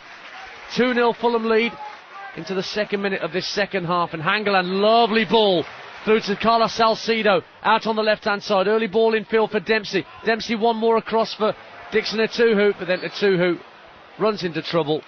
Foul given, Blackpool can clear their lines. It'll be interesting to see what Blackpool do to come out and try and get back this deficit. I think they were playing most of their football well in front of Fulham in their own back four and around the halfway line, weren't really penetrating as much as I'm sure they'd like, and certainly not as much as they do at Bloomfield Road. Charlie Adam in possession for Blackpool in the Fulham half, 20 yards inside Fulham territory. He's won a free kick for a shove by Clint Dempsey over on the far side where the dugouts are. We'll be keeping in touch with Andrew McKenna during the course of this second half as the inevitable substitutions come for both sides. See how things alter tactically as this second half continues, particularly if Blackpool manage to get themselves back into the game. Adams' free kick whips in at pace and claimed almost right on his goal line by Mark Schwarzer. Had a couple of Blackpool players flying across his line of sight, but he did well to clutch it to his chest, Dan. And that was virtually the same free kick that Damien Duff put in for Bobby Zamora. A little bit lower trajectory around chest height, which probably went in the favour of Mark Schwarzer as he came off his line.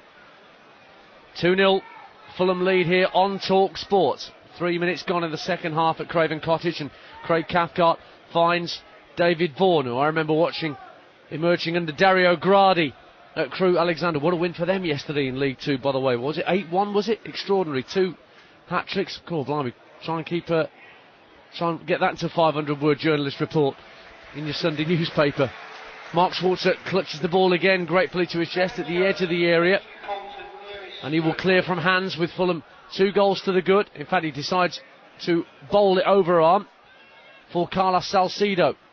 Salcedo down for Hangeland. First time ball from Hangeland.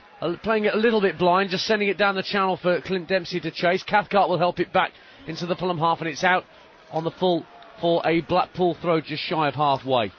Well, I mean, if Blackpool do go on and lose this game, they have got 4 home games on the trot to play. Arsenal at home, that's not going to be easy. Wigan at home, Newcastle at home, Stoke at home. Ian Holloway and his men will have to make sure that if Premier League status is kept, then it's going to be home where the home is where the heart is very much. But I think it's just the manner in which they concede the goals. They go and play their football, leaving big yawning gaps at the back. We saw with the back pass from James Beattie when Bobby Zamora picked the ball up, still only just in the Blackpool half, still plenty for him to do. Wasn't enough defensive cover at all, was there?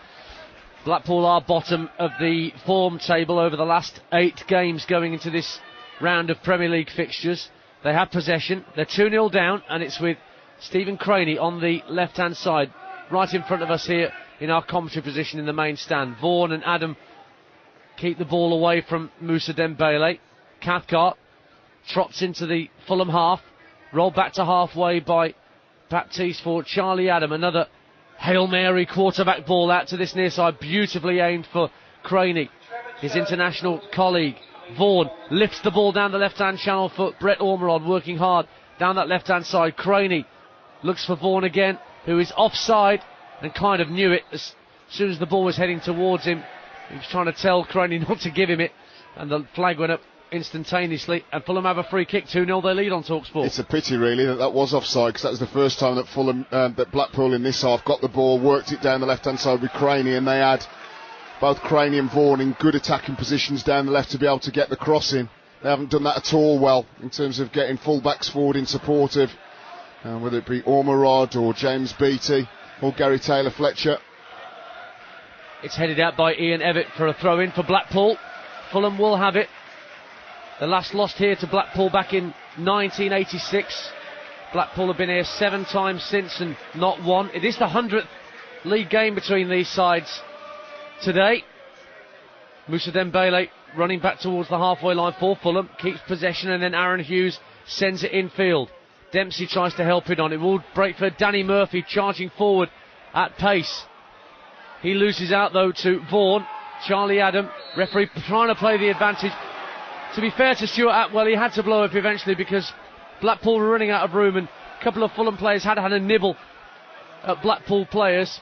But the free kick is taken quickly along the floor, and Gary Taylor-Fletcher has it. Quite deep, the part of the Blackpool strike force. Quite physical, that Blackpool strike force of Taylor-Fletcher, Ormerod and Beattie, but they just haven't imposed themselves this afternoon, have they, Stan? Well, I don't think they've got good enough ball to them, to be fair, and I don't think they've taken up good enough positions. I think that the two Fulham midfield players have done very well, and we just see there, just nodded out by Breda Hangeland. What happens? The bits and pieces, the second ball, the famed second ball, is won by Fulham, and they go on the front foot, so they haven't retained ball for long enough, and they haven't utilised it into the good attacking positions that Blackpool usually do. Lovely 50-50 challenge between Charlie Adam and Dixon Atuhu to a loose ball that Charlie Adam won out on. Ball's been rolled back to the halfway line for Blackpool as they keep possession. It's Alex Baptiste. Charlie Adam inevitably looks to pick the ball up, drifts away from Danny Murphy, tries to get past Dixon Atuhu. He's flattened as he released the ball by Danny Murphy, and that will be a free kick to Blackpool. Again, it's only 3 or 4 yards ahead of the centre circle. Danny Murphy not happy with Stuart Atwell, and Atwell is he's going to get a booking now, or at least a stern ticking off is Danny Murphy for a bit too much dissent to the ref. Yeah, it's Danny Murphy just goes in. He feels that he gets a little bit of the ball. Charlie Adam goes over midway through the Fulham half. It's a good free kick position if you're Charlie Adam. He's got the ability and certainly the technique to be able to find any number of the 7 or 8 Blackpool tangerine shirts that are lined across the 18-yard box. They're a bit deeper than that now, actually. They're round about the penalty spot in a line as Adam sends the free kick in low, takes it a couple of deflections off Hughes, and then Baird gets it clear with his left peg. It will be a Blackpool throw. Low trajectory on that free kick from Charlie Adam. Ormerod collects the throw from Craney, gives it back to the number 3. Ormerod back for Craney once more, trying to send the ball over the top for Ormerod to chase down the left-hand side of the area, but Schwarzer out smartly to claim.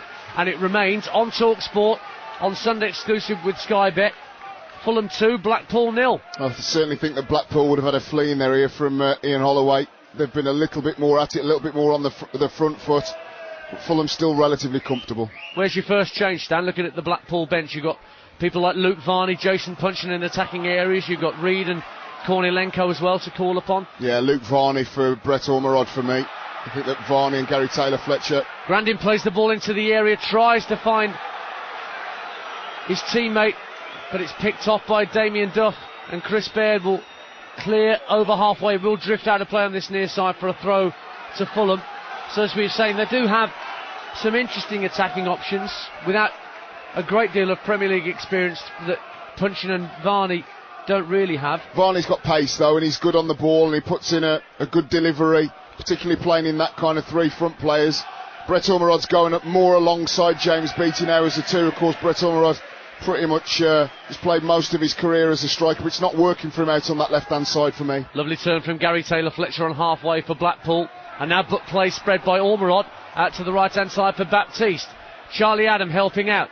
Baptiste once more, almost level with the edge of the area, rolls it down the right-hand side of the area. It was intended for Brett Ormerod, but I don't know whether it was the quality of the ball that was poor or whether Ormerod was caught on his heels, but whatever happened, it drifted out of play for a goal kick in front of those travelling Blackpool fans. About 1,600 of them have made the trip down from the northwest today. They haven't seen a goal, as has happened so far on their trips to London. It remains Fulham 2, Blackpool 0. Let's go across to Andrew McKenna, who's keeping his eye on the touchline for us this afternoon. The dugouts, what have you got for us, Macca? I'll make you a prediction here and now. Danny Murphy's next tackle, or next foul, is a guaranteed yellow card, because he's had a couple in the last couple of minutes, and he is still having a dig at Stuart Atwell now about that last decision. It was a foul, no two ways about it, and I'll make you a prediction. His next foul's a yellow card, stone cold. Chris Baird with the throw into Moussa Dembele, rolls it back to Aaron Hughes, who's got plenty of time to, in turn, roll it back to Mark Schwarzer. First time clearance from the Australian, who has said in the papers today he has absolutely no intention of retiring anytime soon. He believes it's quite possible for goalkeepers, given the level of fitness that outfield players have to go on well past the age of 40. Bet Robbie Stockdale loved hearing that news. Moussa Dembele steps in field for Fulham, takes a shot, deflected off Cathcart, out for a corner to Fulham, away to our right. The ability to create something out of nothing is huge in any football match, and that's exactly what Moussa Dembele did. He picked the ball up on the right-hand side, right in front of our commentary position, just inside the Blackpool half. Did that little trick again, right foot, to take it onto his left. Managed to get the shot on target, and a good corner. Get the Fulham back four up to the halfway line. Good play. Damien Duff takes it deep to the far post. Hangeland the target. It's good defending though to keep it away from him by Everett. Hangeland will just run towards the other corner flag on the far side of the field to retrieve possession. Faced up by Baptiste. Hangeland still has it and comes away with it and feeds it back through to Danny Murphy. Huge cheers going up for every pass that's completed, and then Hangeland sort of overhits a pass down the left channel for Dembele. Cleared away, but the Fulham fans love that from the big man. Well, that's nosebleed territory, isn't it, for a central defender, particularly of his height, and quite awkward, not the most mobile in those positions. Quick thinking you want from little diminutive midfielders like Danny Murphy popping the ball around, but he did well, Breda Hangeland, to keep hold of the ball, and they just went for the killer Hollywood pass. Didn't quite happen. Sunday exclusive on Sky Bet. We are live and exclusive to National Radio from Craven Cottage. Fulham 2 up on Blackpool, and we played nearly 12 and a half minutes of the second half here at Craven Cottage. Taylor Fletcher chasing a long ball upfield. His two strike partners not within 20 yards of him, and it's easily won back by Fulham and Clint Dempsey. Dempsey out to Dembele on the left-hand side, almost level with the edge of the Blackpool area. Poor ball back in field by Dembele, sold Dempsey short. Adam won it back, and Blackpool come forward once more. Grandin and Ormerod combine. Adam on halfway, looks to send Beattie away down the right-hand side. He's got it well. A poor touch from Hangeland. Beattie, right-hand side, gets the shot away into the side netting and out for a goal kick. And just for a second, Hangeland lost his bearings and Beattie nearly stole in for Blackpool. Yeah, both Hangeland and Chris Baird got in each other's way, really, running into the left-hand channel. James Beattie just nodding the ball into the right-hand side of the 18-yard box, driving diagonally towards the edge of the 6-yard box. And as the angle, well, it just basically tightens on him, doesn't it? He knows that he can't really get the shot on target, under pressure from the two Fulham defenders, just tries to toe poke it, just goes wide. It actually caught the outside of the post, so Blackpool have hit the woodwork in the second half, as Fulham did in the first, through Damien Duff. But it's that Bobby Zamora double that separates the sides here at the Cottage, with 13 and a half gone in this second half. Ian Evatt all over Dembele. Referee plays the advantage as Dembele comes forward, looking for Clint Dempsey onto his left peg, deflected. Well, Kingston did brilliantly under real pressure. He was already on the floor as the shot had been hit, and it deflected away, and he got something on it, and he now clears away for Blackpool. Danger once again for the Seasiders. Well, it's Dembele's pace again. He wanted, the Fulham crowd wanted the free kick given in his favour. He was backing into the central defender, who was pulling him all over the place, Craig Cathcart, but the referee allowed play on. Again, he finds with really good vision to his left-hand side of the 18-yard box, the run of Clint Dempsey, and he fires the shot low. Good save by Richard Kingston. He stays up long enough with a deflection off Baptiste. Halfway line, and it's Blackpool in possession. David Vaughan wearing the number 11 gives it out to this near side, and Stephen Craney attacking right to left as we look towards the Blackpool fans in that away end, to our left in the Putney end. Craney again is the target for a crossfield ball, but it was a poor ball really from Craig Cathcart, and he knows it. He was at Wigan Athletic, Craig Cathcart. Was at Manchester United very early in his career. Scored his first goal for Blackpool against Manchester United, formerly of Watford and Plymouth, part of this back line that got done for pace by Bobby Zamora for that first goal midway through the first half. Blackpool on the back foot, but trying to get back into it, and Adams just won another free kick just by the centre circle, 10 yards inside Fulham territory, and the Fulham fans are starting to get the feeling that Stuart Atwell's not on their side here. Not sure that that's necessarily the case, but they just need to be a little bit careful giving away these free kicks midway through their own half, because Charlie Adam, I mean, he completely topped the last free kick. You thought he was just going to float it into the box, but he actually sort of, it was a semi-shot. It was caught between two stools, and it ended up being cleared quite quickly. But if you give him a dead ball 30 yards outside of the box with lots of orange tangerine shirts in the box, he will find you. Charlie Adam with the swinging free kick, good one as well, headed clear by a Fulham head by the looks of things. It will be a throw to Blackpool on the far side, right hand side, level with the edge of the area that David Vaughan has gone across to take initially, but he's now going to leave it for Alex Baptiste. He throws it in for David Vaughan, tries to drift away from Danny Murphy, goes down. In actual fact, the last touch as the ball went out of play for a throw was off David Vaughan, and Fulham can breathe again, and they have a throw, and it looks like there's going to be the first change of the afternoon. So let's cross back to our touchline reporter Andrew McKenna. Well, you've got decent odds on the first change of the afternoon being a Fulham change, but it's Bobby Zamora leaving the field. He's played an hour of this game, so that's probably just to try and get him back into it gently, and Andrew Johnson is the man to replace him. So forward for forward, not like for like, but probably a good chance to get some game time into Andrew Johnson's legs as well. And it'll be interesting to see if Ian Holloway responds. At the moment, he's only got one player warming up. I suppose really he's not got much he can do in the middle of the park, Dance. Thanks very much, Macca. A free kick to Fulham. Let's quickly go to Wembley, give you an update on the Johnson's Paint Trophy final. Second half there, Ian Abrahams. An hour gone, Brentford 0, Carlisle 1. Peter Murphy's goal after 12 minutes still separates the sides, but Brentford on top of the second half have hit the post. Nielsen's ball for Schlupp down the right hand side, beat the defender, and the 18-year-old on loan from Leicester hit the inside of the post. Brentford 0, Carlisle 1. Back here at Craven Cottage, it's Clint Dempsey and Carlos Salcedo trying to get away down the left-hand side. Fulham do have a throw. Stan Collymore alongside me here this afternoon, of course. Yeah, Bobby Zamora's done excellent, and his rehabilitation continues with a brace. And Andrew Johnson, we know what he can do. He'll run into the channels all day, give Fulham the option to play the balls a little bit longer. He runs and tries to run it down, and again push Fulham a little bit further up the pitch because they're starting to drop off a little bit too deep, and Blackpool are getting one or two moments of joy. Damien Duff has just won a throw for Fulham on this near side, the Fulham right, about 10 yards from the corner flag, maybe less, and Chris Baird's going to take it. Andrew Johnson's come short. Ahituhu at the edge of the area. Dembele making a run across the area. It's actually Dembele who receives the throw, but he brought that down with his hand straight in front of Stuart Atwell. No messing, and a free kick to Fulham. Scored one goal or fewer in 5 of their last 7 of Fulham, so it's good for Mark Hughes that they've got a brace this afternoon, so that they get a few more goals under their belt.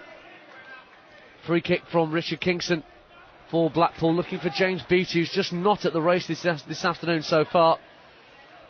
Despite coming into the side, you'd think he'd be fairly fresh, but it's not quite happening for James Beattie this afternoon, nor Taylor Fletcher or Ormerod. We still wait to see what Ian Holloway can do. He's just having consultations with his coaching staff over there on the far side. They've missed DJ Campbell as well, haven't they? Without a doubt. I mean, he picks the ball up, he turns, he runs very directly. And if you've got 3, if you're playing in a 3 and you're DJ Campbell, you've got players either side you can play in. They haven't had that. They've got the ball up to the likes of Beattie. It's coming off way too quickly. Charlie Adam once again in possession for Blackpool. 2-0 to Fulham. 19 minutes played in the second half. Live and exclusive to National Radio here on Talksport. And don't forget, Stan Collymore takes your calls later on Talksport. Call Collymore is at 4 o'clock, 08717 223344. Danny Murphy, surely this is the yellow card moment because he's just chopped down Gary Taylor Fletcher, and the ironic cheers that you can hear from the Blackpool fans who, arms aloft, acclaiming Stuart Atwell for finally giving Danny Murphy a lemon. Big smile, I would imagine, on Andrew McKenna's face, predicting that one. It was a very straightforward prediction though, because Danny Murphy was barking at Stuart Atwell for the last 5 or 6 minutes, every single opportunity he got. It's a bit silly, Riggs. Danny's he's an experienced pro. He's been around the block a number of times now, as the Fulham fans retort. But they are starting to give away. Dixon Atuhu and Danny Murphy, they did a fantastic shift in that first half to stop those midfield 3 of Blackpool making any gains at all. Is that maybe 1 or 2 tired legs, tired minds, giving away those silly, cheap free kicks. But how many free kicks has Charlie Adam had now, 20 yards outside of the box? 3, 4, 5 in this half? Stan Collymore with me on Talksport. We've played 20 minutes of this second half. Is there any way back for Blackpool? Double change imminent. Might even be 3 changes. I'm not quite sure. I'm just looking across at the other side. Ian Holloway might be doing a Barry Fry and bringing 3 on all at once. Meantime, Stephen Craney in possession. Out to Brett Ormerod on this near side. Back in field for Elliot Grandin. Twisting and turning and looking for an option. He's not got much, and Charlie Adam is forced to spread play out to the far side, the right, and Carlos Salcedo gets the head in just ahead of Gary Taylor Fletcher. They're going to hold back on the substitutions for a moment, I think, Blackpool, and allow the throw to be taken by Grandin. Charlie Adam sends the ball all the way back to Richard Kingston away to our right, who immediately feeds Ian Evatt, wearing the number 6. Won 2 promotions with Blackpool. Only scored 1 goal in the Premier League. That was against Bolton in the 2-2 draw earlier this season. Here's Gary Taylor-Fletcher. Down for David Vaughan. Blackpool pushing and probing just inside the Fulham half once more. 2-0 they trail the home side. Vaughan up to Ormerod. Gets in a tangle with Chris Baird, and Baird gets the better of him and just rolls the ball down the right-hand channel. Andrew Johnson gives a kind of notional chase after the ball, but it's easily picked up by Evatt. And Fulham look comfortable at the moment, Stan. Yeah, I think that they're cruising towards a comfortable 2-0 victory. I think that they haven't had to work too hard in this second half to be able to do that. The front three of Blackpool isn't functioning well at all. Wouldn't surprise, I can see right the other side of the pitch, but can't see the numbers at the moment. Jason Punchin's definitely one of those coming on. So I wonder if Luke Varney may be another one, just to add some punch to that misfiring front line. Meantime, Stephen Craney trying to go in for the ball at the edge of the area, but once again Chris Baird, magnificent defending. The ball's going to go out of play on this near side, and it does mean that this three-man change can be effected. Let's find out who's going off and who's coming on. Lots of luck, Andrew McKenna. Well, first up, Jason Punchin is off and and it's Elliot Grandin coming off. Luke Varney is on for Brett Ormerod. And the final change, the fourth official is just going to put up into the air. It wouldn't surprise me if it's James Beattie, because he's been frankly statuesque this afternoon. But it's obviously a fairly high number, because it's taken a while for him to put it into the electronic board. And there we go, it's number 44, it is James Beattie coming off, and that is Sergei Kornilenko coming on. So we've got Varney, Kornilenko and Punchin all coming onto the field, boys. Suppose that means Beattie can beat it? This afternoon? He was bad today. Oh, dear. He was bad. Not a surprise at all. 3 attacking substitutions. A completely misfired, a whole unit. I mean, it doesn't happen very often, where the whole midfield isn't playing well. The whole back four you could arguably substitute, but I don't think there are any arguments with that from Ian Holloway. So the 3 changes made. Let's see what it does for Blackpool's resolve in the last quarter of the game. 23 minutes gone here in the second half, live and exclusive to national radio here on Talksport, where it's Fulham 2, Blackpool 0 if you're just tuning in. 2 terrific first half goals from Bobby Zamora back in the side today. He's since been substituted just as a precaution by Mark Hughes. We weren't expecting him to start today. He had been ill this week, but Mark Hughes gave him his opportunity, and my word, he's taken it. Right, here's Charlie Adam for Blackpool. He's got Luke Varney ahead of him, running towards the edge of the area, goes one further across, Punchin with a left-footed drive, his first involvement, straight at Schwarzer. Good effort from Jason Punchin, but well claimed by the Australian. Great run by Charlie Adam right through the centre of the pitch, 15 or 16 yards outside the 18-yard box. He thought he was going to shoot, and then plays a really clever ball back. Reverse pass to the right-hand side of the 18-yard box. Punchin, fresh, lively, picks the ball up, tries to side-foot it down to Schwartz's right hand, goes into his midriff. Here comes Dembele again for Fulham, 25 yards out, hits a shot that's deflected off Craney, and Fulham have a corner away to our right-hand side as they suddenly pick up the pace again. I've lost count of how many times, that particularly in the second half where Fulham's work rate has dipped a little, that Dembele's picked the ball up midway through his own half and he's made something happen. He's had a run 5 or 6 yards and tried the shot, and I think he's got 3 or 4 corners as a consequence. They've got plenty of height. Hangeland peeling away to the far post. Tuhu, Dempsey, Hughes all around the penalty spot. Danny Murphy to tease this corner in, right-footed in, swing it into the near post. Deflected across a couple of heads at the near post, but it is brought away eventually by Blackpool. And there's a man over on this left-hand side, and it's Charlie Adam, but he won't catch that. The ball just skipped off the turf. The diagonal ball from Craney was intended for his Scott teammate, but it just, as I say, skipped away off the grass and out for a throw on this near side that Chris Baird will take. 2-0 Fulham lead here on Talksport with 20 minutes to play. No more substitutions for Ian Holloway, so they've got to really roll the dice. Got to try and move the ball around through midfield very quickly. Try and exploit the weakness of Ituhu and Danny Murphy. They're almost out on their feet at the moment. They're asking for extra resource from Duff to do an extra shift and Clint Dempsey to come back into the midfield. They're helping out. See what Luke Varney can do with his trickery and pace down the left-hand side. He has just won a throw for Fulham. Midway point of the Fulham, for Blackpool rather, midway point of the Fulham half. Left-hand side that Craney will take. Varney's just ahead of him. Varney collects it on his instep. Back for Craney once again. Right-footed ball dinked into the edge of the area. Hughes comfortably heads it clear. Andy Johnson sort of chins it down rather than chests it down, as he's such a small man. Out to Carlos Salcedo. Champions League experience for a number of seasons with PSV for Carlos Salcedo, the Mexican. Andy Johnson's brought down by Cathcart.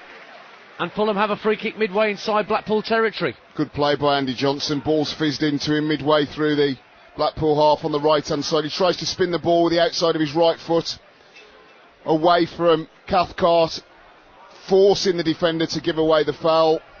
Danny Murphy is going to stand over the free kick, waves it to Hu and Hangeland forwards. You're going to dink this into the box.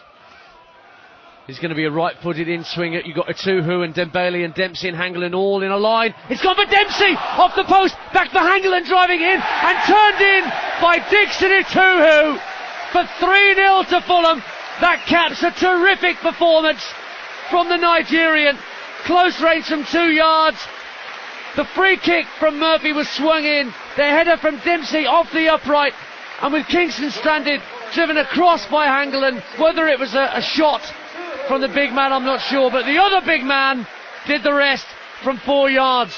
3-0 Fulham, game over. Well, Bobby Zamora goes off. Andrew Johnson comes on, tries to spin away from the defender, earns his team a free kick, just floated to the far post. Good header by the American Clint Dempsey, hits the right-hand post, comes back.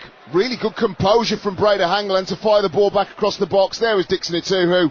Alvin Martin, a relatively straightforward tap-in. Yeah, the third goal's killed it now, hasn't it, Stan? But it really is poor defending. All 3 goals Ian Holloway will not be happy with. This was a free header, decent ball in by Danny Murphy, but free header. They're sitting too deep, and I don't know what Hangeland was doing. A typical centre-half shot, that one, it's Stan. It's bobbled across the face of goal, and they've taken advantage of it. But that killer third goal, end of story. Al, the question for you in terms of the defending, you can see the free kick come in. I mean, you know that Hangeland, Dempsey, 2 who are all 6 foot plus, they were just standing 2 or 3 yards off Blackpool's defenders. Yeah, I don't think there's a leader in that back four for Blackpool. I think that's one of the problems they've had. You needed somebody to say, come on, we're outside the area, 18 yards out, and then you're not right on top of the goalkeeper. The goalkeeper's not going to come for anything anyway, but he won't come if there's bodies in front of him. And the ball that was played in is a lot easier ball when you're sitting deep than it is if you're pressed out into the 18-yard box stand.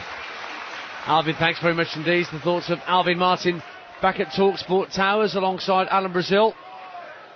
And then, of course, Stan Collymore is alongside me here. We'll be taking your calls live from the cottage at 4 on Talksport. 08717 223344. Just quickly, Stan, what do you want to have calls on we want today? to talk about the Rooney Rule, but obviously with what happened in the NFL about NFL teams having to interview black managers. This is on the back of only 2 managers out of 92 being black, of course, Paul Ince and Chrissy Powell, both former teammates of mine, but I'll develop that debate as we go on. It's not just about the Rooney Rule, it's about Asians playing football, it's about perceptions, myths. We want to have a proper, open and honest debate. I know that elsewhere they've been talking about it after this Telegraph, I think, or Independent article about the Rooney Rule, but there's so much more. We want honest and open opinions. How do we get to the bottom of it all? On Call Collymore, straight after the game, 08717 223344. Meantime, we have 29 minutes on the watch here. Blackpool really under pressure now. Bottom of the form table, as I said, over the last 8 games. And this 3-0 scoreline will do nothing to allay the fears of the travelling Seasiders that, despite that terrific start to the season, it's all starting to unravel. Just at the moment for Ian Holloway's men. They've just conceded a free kick. Luke Varney bringing down his opposite number.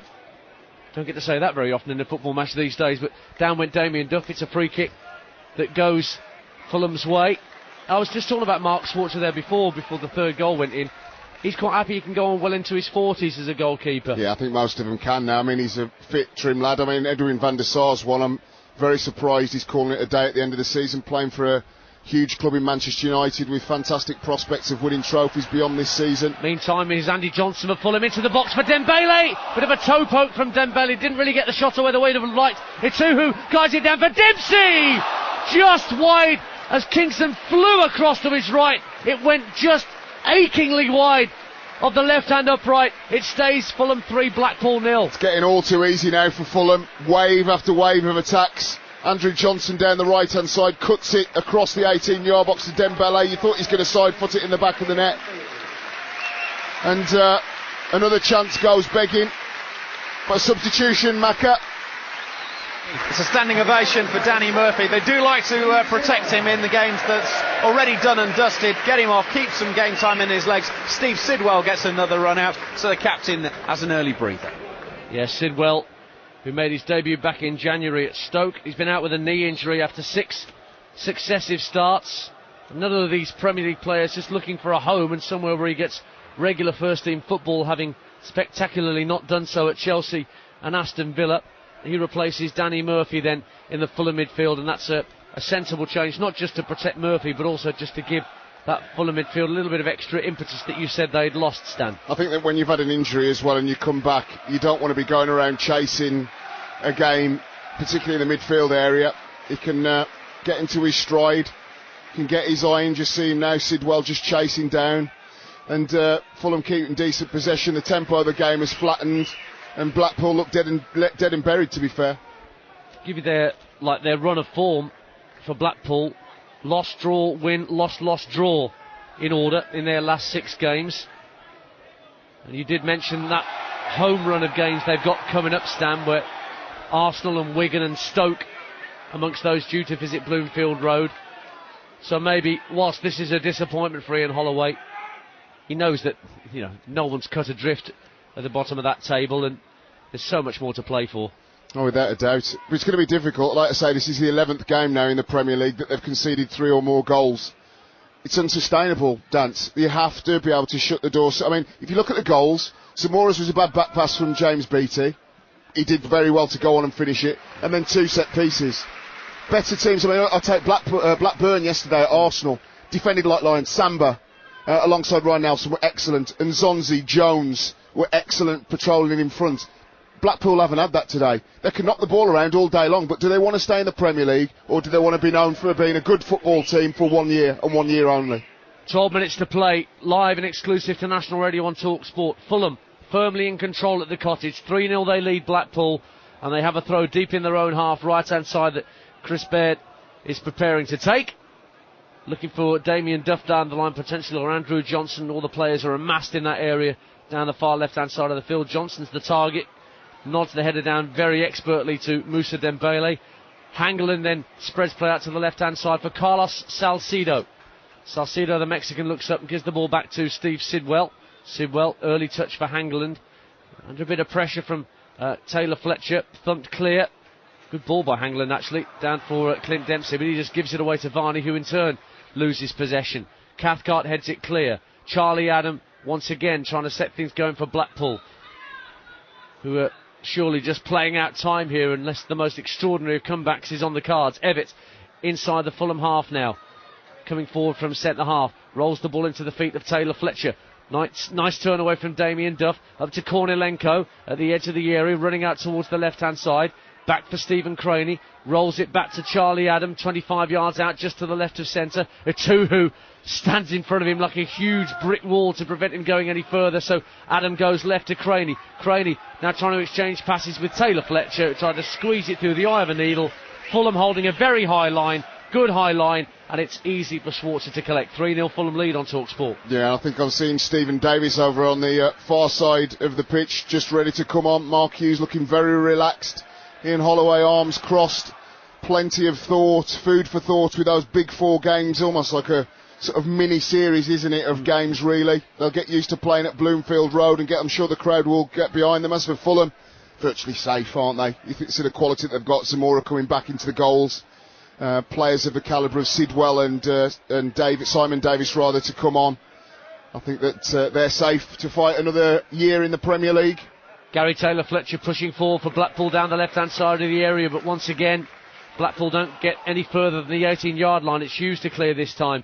Adam with another lovely ball, admittedly left to right, seeking out Jason Puncheon, who's got help from Baptiste on the overlap, but Puncheon's rolling across the edge of the area, tries to left-footed drive. It was well struck, but equally well blocked by Hangeland, and Fulham come away with the ball once again. Chested down by Dembele, lovely crossfield ball from Duff, and Dembele just shows a clean pair of heels to Cathcart, who tries to nibble back at him. Vaughan puts it out of play for a throw. Should we check it at Wembley? I think we should before we get the substitution. Johnston Paint Trophy final.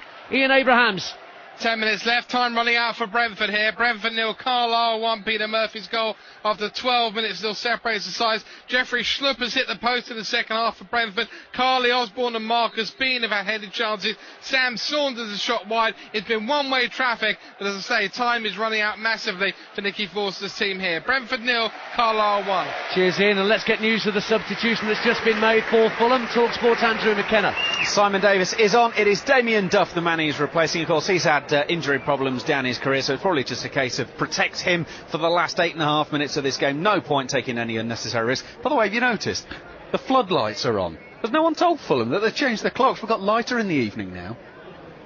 Good point. British summertime it is, but not as far as those in southwest London are concerned. 3-0 though, Fulham lead.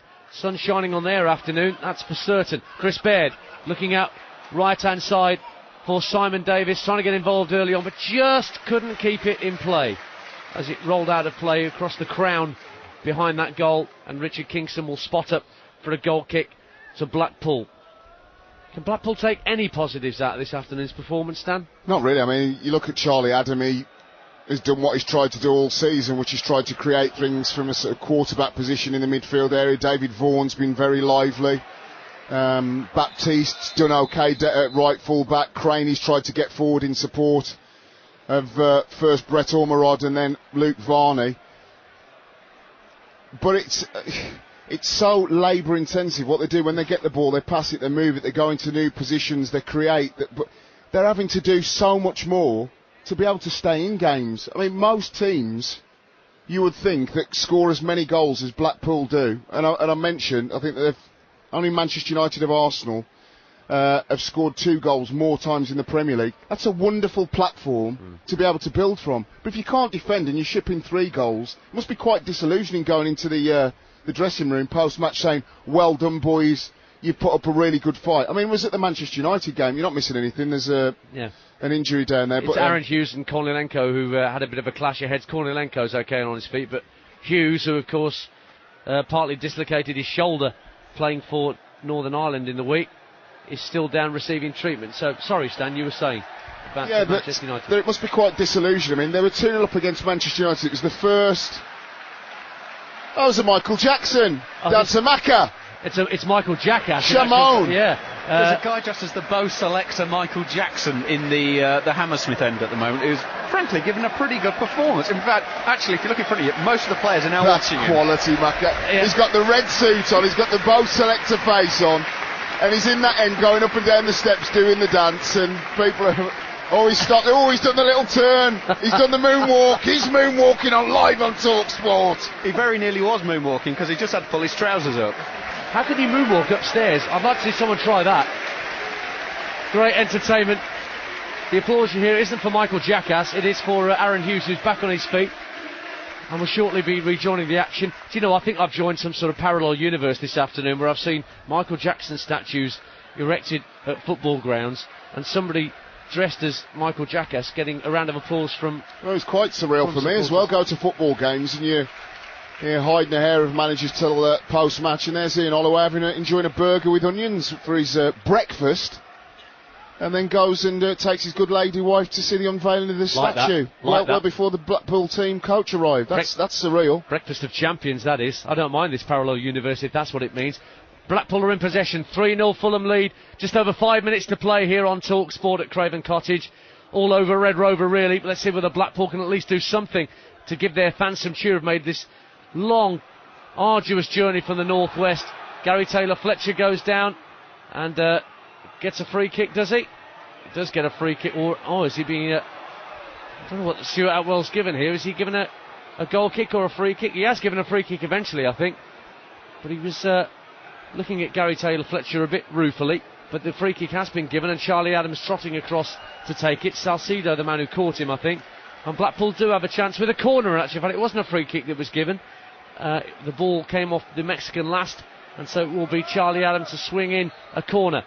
Schwarzer waits on his line, not being crowded out as some Premier League teams tend to do with goalkeepers. Sent to the far post, headed down by Taylor-Fletcher, who wins the corner this time off Chris Baird.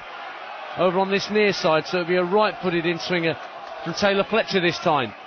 Yeah, second corner on the bounce. They've put everybody forward, every Blackpool shirt either in or just on the edge of the 18-yard box.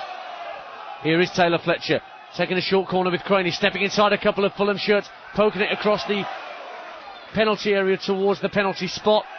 Cleared away, but only as far as David Vaughan. David Vaughan finds Charlie Adam. Charlie Adam swings play out to the right-hand side of the area. Fulham fans claiming handball for every pass to feet by Blackpool players. You can tell they're relaxed and they're 3-0 up. Here's Dembele for Fulham. Runs right in front of us, hugging the right-hand touchline, now steps infield, spreads play across to the left, just behind Clint Dempsey with the attempted pass. The American just about keeps it in play, but in doing so, backheels it straight into the path of Alex Baptiste. And now Sergei Kornilenko. Kornilenko trying to turn away from his man, wins a free kick. Blackpool have it just by halfway. 3-0 Fulham lead.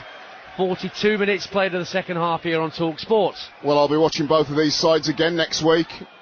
2 tough games, one for Fulham going to Manchester United on Saturday, and then on Sunday our live exclusive Barclays Premier League game we'll see Blackpool host Arsenal, no less.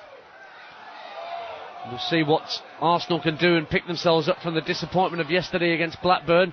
Here's Charlie Adam, who was patrolling the Emirates pitch last Sunday in the Scotland shirt, sending the ball in. Luke Varney goes up for a header, punched away by Schwarzer. Puncheon keeps possession for Blackpool, desperate to get on the score sheet and give an air of respectability to the scoreline. 3-0 they trail, and they have a throw midway inside the Fulham half.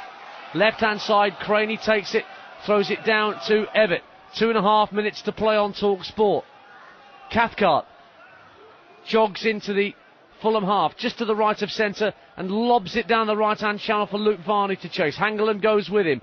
Varney goes back 10 yards or so to Taylor Fletcher. Now Adam tripping over his own feet and winning a free kick, or rather giving away a free kick. Stuart Atwell says he took the legs away of the Fulham player, which I think is Clint Dempsey. In any case, it's a free kick to the Cottagers. Yeah, and we are drifting towards full time and a 3-0 win for the Cottagers. Yeah, quite comfortable. Mark Hughes will be delighted not only by the manner that his leading striker Bobby Zamora gets 2 goals, the fact that they could bring Steve Sidwell and Simon Davis on to give them more game time, and of course, holy grail really for managers, a clean sheet. He'll be absolutely delighted with the way that his back four have acquitted themselves for Ian Holloway. I don't know what he does, because I don't think with 6 or 7 games left, Dance, he can change it a great deal. Alvin mentioned defending. He's played at international level. Alvin at the top level. He will have watched this game, and he mentioned Ian Evatt and Craig Cathcart earlier on. Could they revert to 3 centre halves and play wing backs? And I really don't know what the way forward is for Blackpool. But the one thing is for sure, they're continuing the same vein. They're down. They're down. There's a red card in the Johnston Paint Trophy final late on at Wembley. What's the story in Abrahams? It's the first ever red card in the final of the Johnston Paint Trophy final. Brentford will finish with 10 men. Tumuri Diaguara has been sent off. 2 yellows in 3 minutes. The second one he was committed to after the ball was given away by Marcus Bean in the middle of the park. Brentford 0, Carlisle 1. Brentford down to 10 men. Cheers, Moose. Thanks very much. Meantime, Breda Hangeland's just seen a yellow card for a challenge on Charlie Adam. And this is a bit closer for Blackpool than some of the free kicks they've had during the course of this game. This is probably about 30 yards out, so Charlie Adam might fancy creaming this one at goal directly. Have a go. Fully 35 yards. Stick it on his show reel for Spurs, Man United, Liverpool at the end of the season. Adam has said he can't go and watch games at clubs like that anymore because he loves his football so much. Because every time he goes to watch a Manchester United or a Spurs, he keeps being linked with it in the papers, so he's stopped going. He doesn't go for goal on this occasion. Swings into the far post and a header over from Cathcart. Goal kick Fulham. Best chance of the game for the second half anyway for Blackpool. Goes begging. We're into 4 minutes of stoppage time, and we are playing out that 4 minutes of stoppage time. And we're getting some news of the Man City team against Sunderland this afternoon, Stan. Yeah, Balotelli, Tevez and Adam Johnson all start for Manchester City. So that's an interesting one. Adam Johnson in particular, I think they're not a fallout as such, but quite harsh words from Roberto Mancini about him having to learn quickly. He's back in the starting lineup. Of course, Mario Balotelli. Is he still struggling with that bib? We ask ourselves. Now, we should talk about Mark Hughes here. It's a terrific performance from Fulham. 3-1. They're going to, nick up a place or two. Go above Sunderland and Stoke with this, I imagine, with this performance. And Mark Hughes at 5 points minimum was the requirement. In fact, there's a substitution being made, and I'll break off for a second. Let's have a word with Andrew McKenna. Aaron Hughes is not going to see this game out. He got that bang on the head. He's got a load of Vaseline over his eye from where he's had a cut above his eye. But I think Fulham are going to finish this with 10, because I think they've used all 3 substitutions. Because, of course, we've already seen Zamora off. We've seen you're right. We've Murphy got Zamora and Duff. So it'll be Chris Baird into centre-back, and Simon Davis will drop into right-back. Cheers, Macca. Thanks very much indeed. Throw into Fulham. Yeah, I was saying, Mark Hughes, the home comforts that they've had at Craven Cottage. It's important because you mentioned that run of away games they've got, starting with our commentary next Saturday against Manchester United. That'll put them in far better heart. Oh, without a doubt, they'll go there with plenty of confidence. I mean, not many teams go to Man United expecting to win, but he can go and say, look, we kept a clean sheet and we've scored goals, and Zamora will be a handful. Charlie Adam tries a shot from distance, blocked by Schwarzer, and the follow-up from Taylor Fletcher is just wide of the post. As Charlie Adam let one fly from out of nothing from 30 yards, Schwarzer got hands to it, pushed it right down into Taylor Fletcher's path, hit it across goal, Taylor Fletcher on the follow-up, and it just went a whisker wide of Schwarzer's left-hand post. Still 3-0 Fulham. Well, Charlie Adam, 25 yards out, just wasn't closed down quickly enough by Dixon Ituri. You can forgive him for that. He's done an absolute monster shift in there. Lots of players, defensive midfield players, hide in that position, I believe. He's done an orthodox midfield role, got forward, got back, so he's going to be very tired as the game goes on. Whistled down to Schwarzer's left-hand. Best chance, really, of the game for Blackpool. They didn't take it, and you wonder if they're going to take the consolation of a goal away. Doubt it. A minute of stoppage time to play. Fulham 3, Blackpool 0 on Sunday exclusive with Sky Bet here on Talksport. Call Collymore to come at 4 with regular updates from Dom McGuinness at Eastlands. Manchester City against Sunderland is the late offering in the Barclays Premier League today. And Stan wants your thoughts, amongst other things, on the race issue that's come up in American football, and whether that can be applied. Got a fantastic response already on Twitter, by the way. It's going to make for a fascinating debate. There's no holds barred. I just want people's honesty. Often when race is talked about in football in particular, lots of cliches come out. Is it if they're good enough, blah, blah, blah. We want to dispel all the myths. We want to get to the bottom of it. We're not going to, as long as it's legal and not willfully offensive to anybody, we want our army of Talksport listeners to get involved in the debate. 0871722 3344. You can book your call now to speak to Stan, and we'll call you back after 4 o'clock to get you on. First come, first served and all that. Meantime, Blackpool pushing forward one final time, you sense, in the last minute of stoppage time, looking for Kornilenko with a long ball downfield, but the offside flag has gone up against Kornilenko, and this really is drifting towards an inevitable conclusion. Started by Bobby Zamora with 2 terrific strikes in the first half, and then Dixon Atuhu capping arguably a man-of-the-match performance with the 3rd goal for Fulham. I would be inclined to give it to Chris Baird. I think he got forward several times in the first half, got a couple of shots on target, cleared that one off the line at a very crucial part of the game. And as the final whistle go, Danter, he's my man of the match, no doubt about that. A really good win for Fulham Football Club. I think another one will take them into Barclays Premier League safety. For Blackpool, 4 home games, can they do it? At the moment it's not looking likely at all. Mark Hughes applauds the fans on the other side of the field to us. Bobby Zamora got things going with 2 first half goals that had Fulham 2-0 ahead before Blackpool knew what had hit them on the half hour. Dixon Atuhu from close range midway through the second half set the seal on it. Blackpool just didn't look likely, only hit the outside of a post once during the course of the game, and a couple of flying saves from Schwarzer aside. They just didn't exert the pressure that they would have wanted. Their away day misery in London continues. That's now no goals for and 13 against in 4 visits to the capital, and they remain just a point clear of danger, but their goal difference is worse now than at least 2 of the teams below them. Minus 18 for Ian Holloway's Blackpool. The final score here at Craven Cottage: Fulham 3, Blackpool 0.